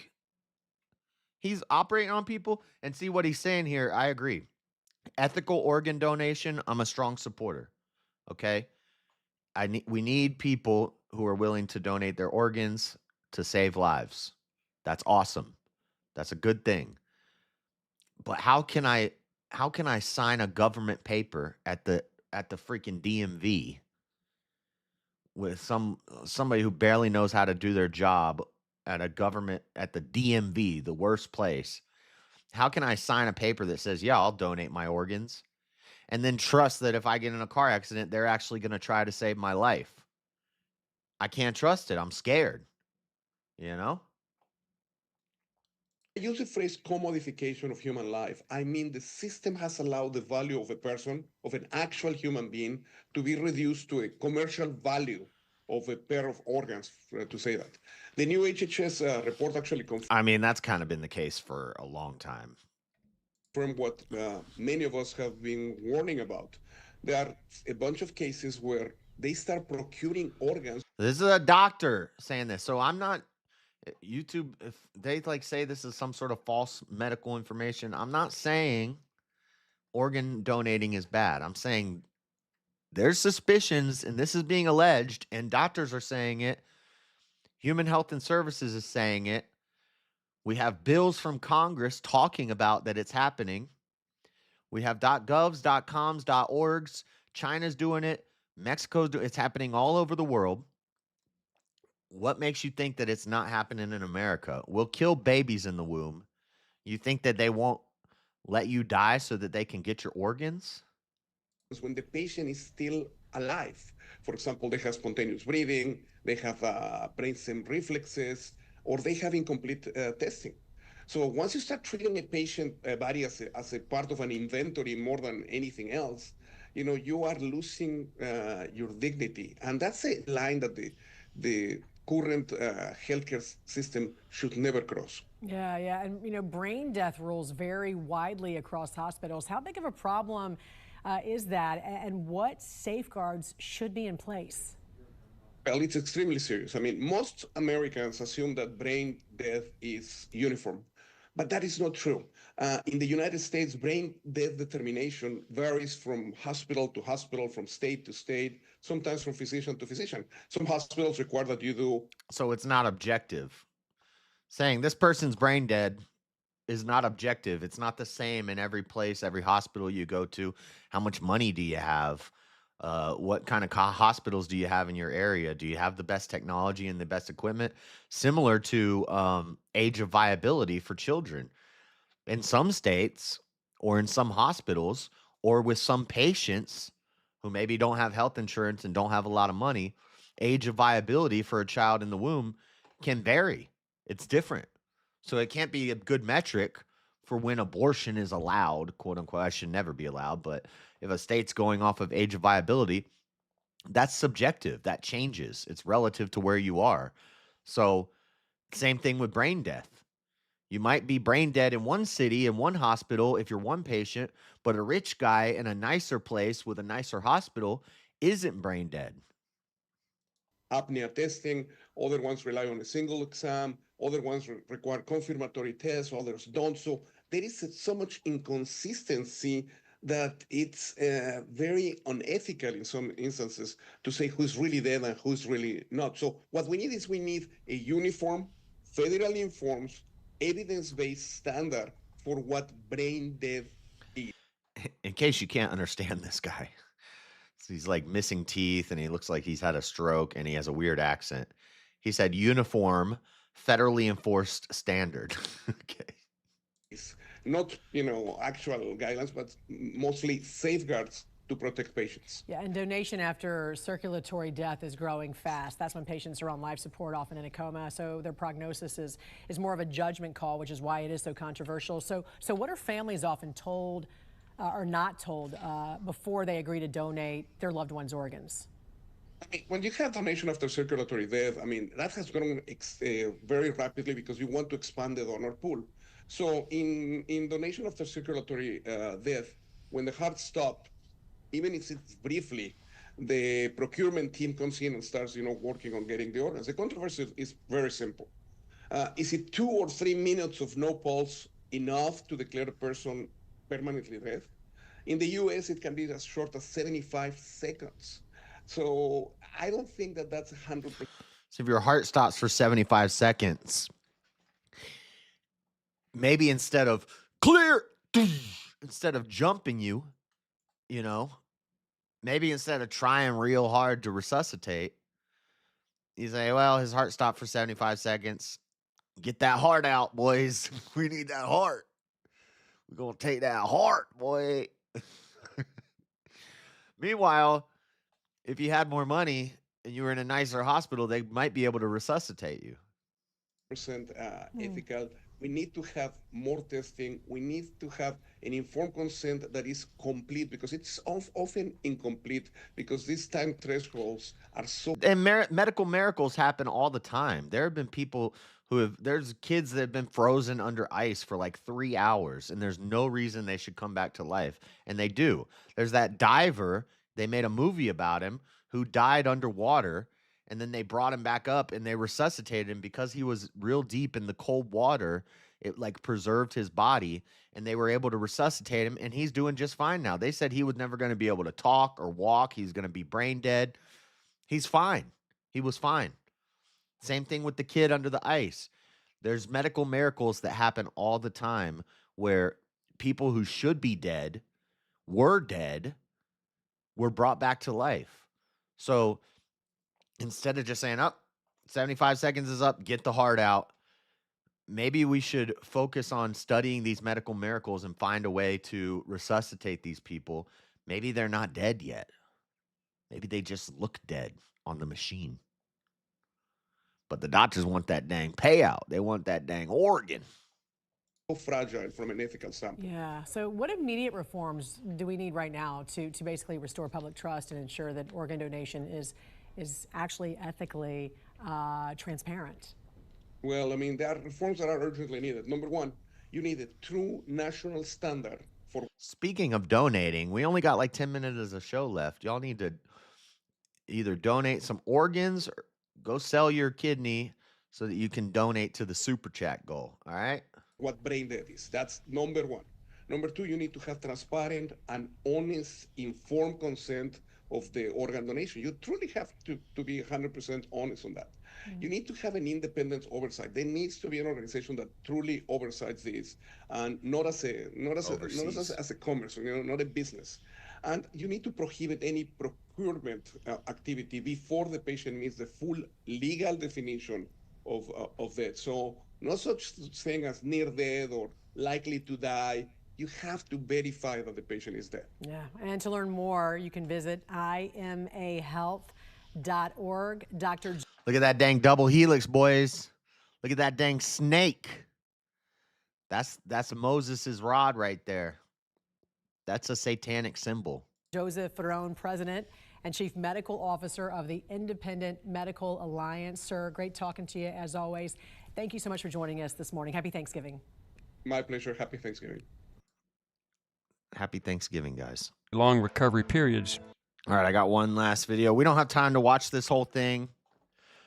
Organ trafficking exposed, the $1 billion secret, also from 3 months ago. So this flew under my radar.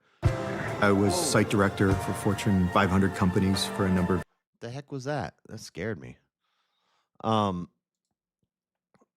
of flew under my radar, but I did hear about it, and people were talking about it over the last 3 months. I've been hearing more about it. So stuff is being exposed under Trump, under RFK. We're making America healthy again. We're not going to be dang harvesting organs from living people. That heart transplant is over $1.6 million. It's over $1.6 million to get a heart transplant. That's why they be grabbing them hearts out before people are dead. That's crazy. Yeah, it's a payday. They want those hearts, boy. That's wild. What up, Lord Spike? Glad I've been seeing you around more lately. All right, we don't have a lot of time. We'll just watch a little bit of this. Let's go to 1.25. When a child goes missing, most of us imagine the worst. We think of abductions, trafficking, or violence. But there is a horror even deeper than that, one that most refuse to believe is real. While the world focuses on cartels moving drugs and weapons across borders, another trade travels the same routes in the shadows. It is quiet, organized, and fueled by desperation. This is the black market for human organs. Again, this video is from YouTube.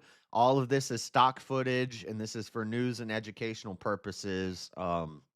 Anything that happens to flash on the screen is not from my live. This is from the video that we were watching on YouTube from Forgotten History, is the name of the YouTube channel. The video is called Organ Trafficking Exposed, the $1 billion Secret.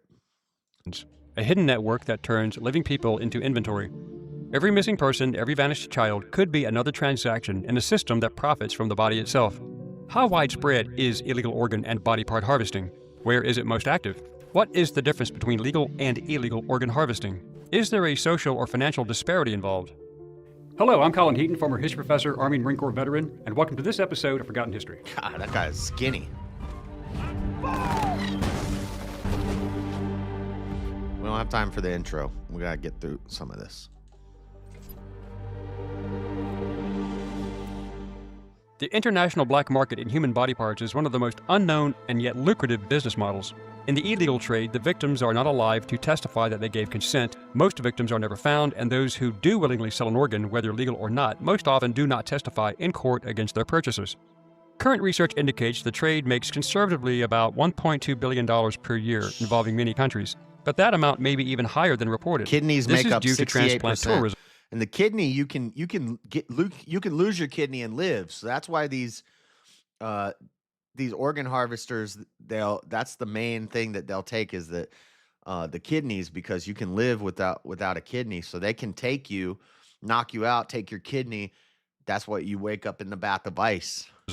Which is the purchase of a transplant organ abroad that includes access to an organ while bypassing laws, rules, or processes of any and all countries involved.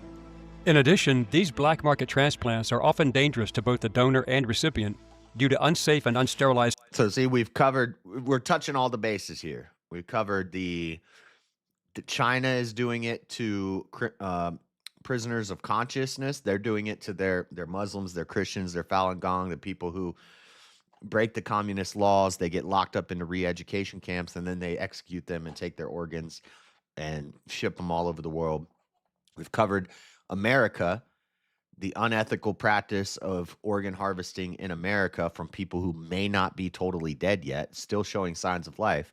And now this is the transplant tourism, which is the cartels and these and I think Chinese people are doing it here too, kidnapping people and taking their organs. So there's a whole broad spectrum of how this forced organ harvesting is happening.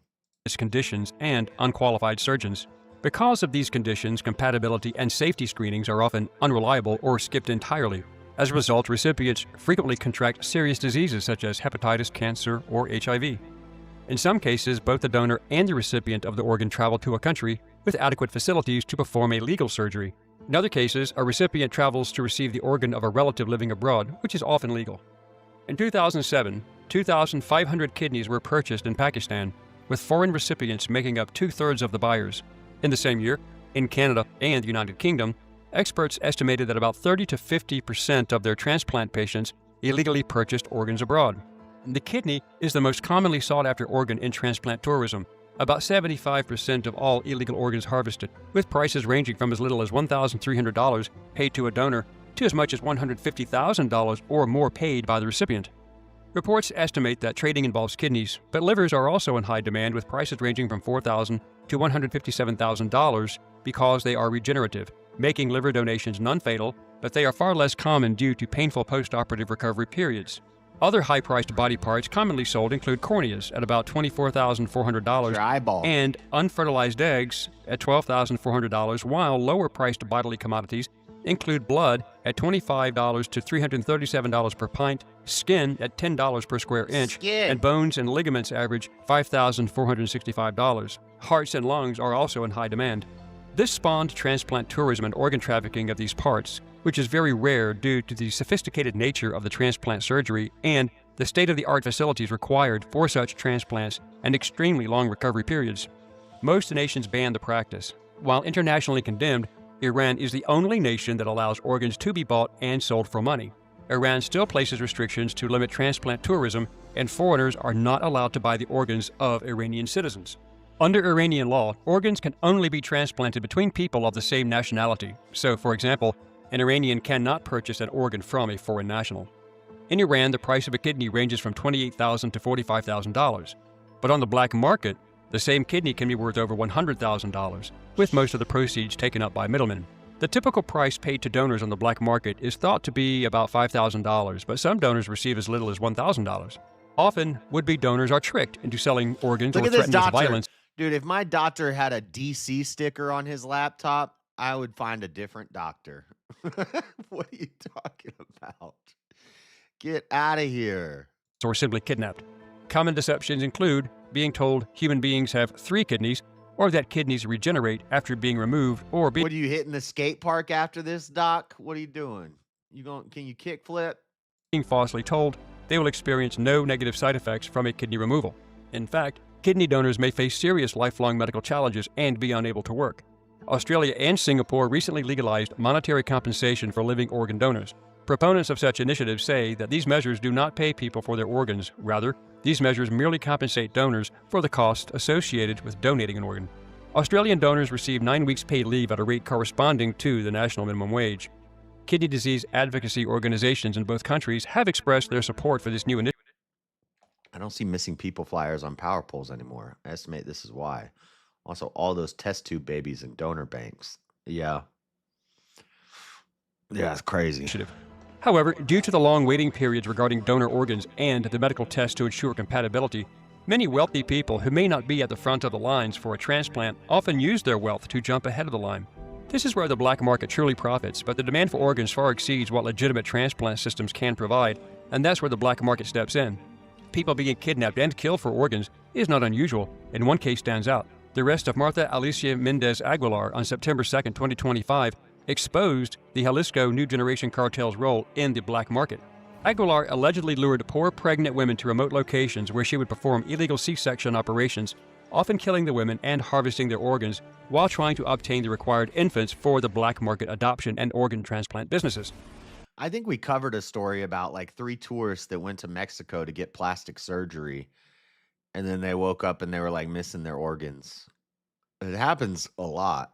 Joe Kent, director of the DNI's National Counterterrorism Center, said that Martha Alicia Mendez Aguilar, a.k.a. La Diabla, is one example of what terrorist cartels will do to diversify their revenue streams and finance operations.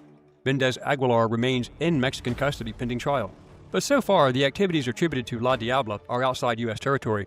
But we still have hundreds of thousands of missing persons that entered the U.S. illegally who have not been found, especially children. Please see our video on that subject. So, this is a borderline case. Cartel involvement in infant and organ crime with U.S. demand, but not a domestic U.S. cartel trafficking persons within the U.S. for organ harvesting. The Department of Justice has recently expanded efforts against human smuggling and trafficking. Oh, but yeah, we need to abolish ICE and open the border. Yeah. So then our kids can get kidnapped for their organs. Great. It's crazy. That's why medical records used to be very secure. I think this is how they created Antifa and those types of anti-America. Anyway, I can't play this whole thing. Rings that cooperate with cartels or operate across U.S.-Mexico borders. 4 individuals were charged in the U.S. in 2025 for conspiring to smuggle children from Mexico for nefarious purposes. These prosecutions involve smuggling, exploitation, and trafficking of vulnerable persons, including children, but none of the public indictments mention organ removal or transplant harvesting due to lack of evidence. These professional organ thieves span many countries. A 35-year-old Ukrainian woman known only as Ksenia P. was caught by Polish border guards under an Interpol red notice posted in 2020, issued from Kazakhstan as part of an organized criminal group trading in human organs and selling 56 kidneys. She was wanted in Kazakhstan. 56 kidneys. 12 years in jail for selling 56 human kidneys. This is crazy. Convicted of collecting tissues and organs illegally from people and selling them on the black market. This is wild. It's amazing how millions of people have no clue about illegal crimes involving organ harvesting. 2 years ago, I had an accident while on the organ donor list. Almost didn't wake up. Mom said they were hours away from taking my organs. This topic is a nightmare. How sad. It's crazy. Dang. I'm surprised I didn't go into this earlier, but I'm glad I went into this topic. This is an interesting one. This is definitely deep. But I don't have time to cover it more. I wish I could watch this whole video with you guys. It's a short one, though. Forgotten history, organ trafficking exposed, the $1 billion secret.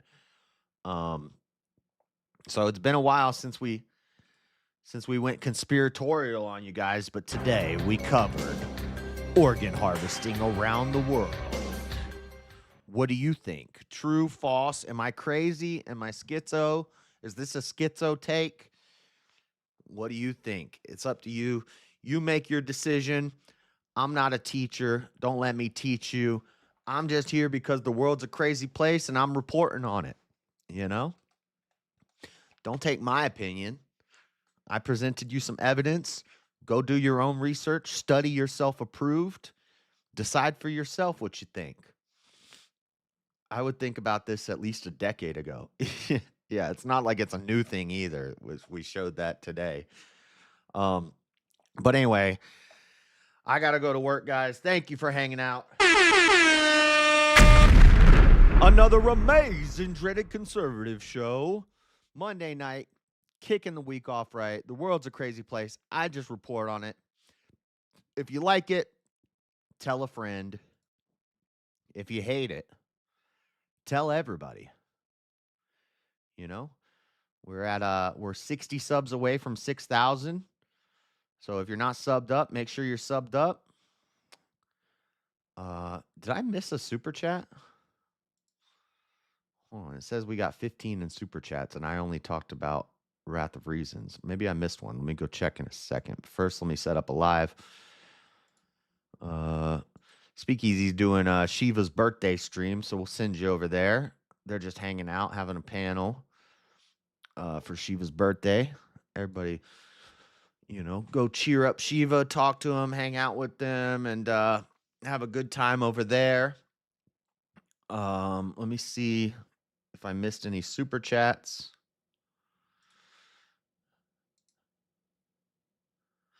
Oh, no, it was Wrath of Reasons was 20. Dang, I only get $15.50 out of that. That's ridiculous.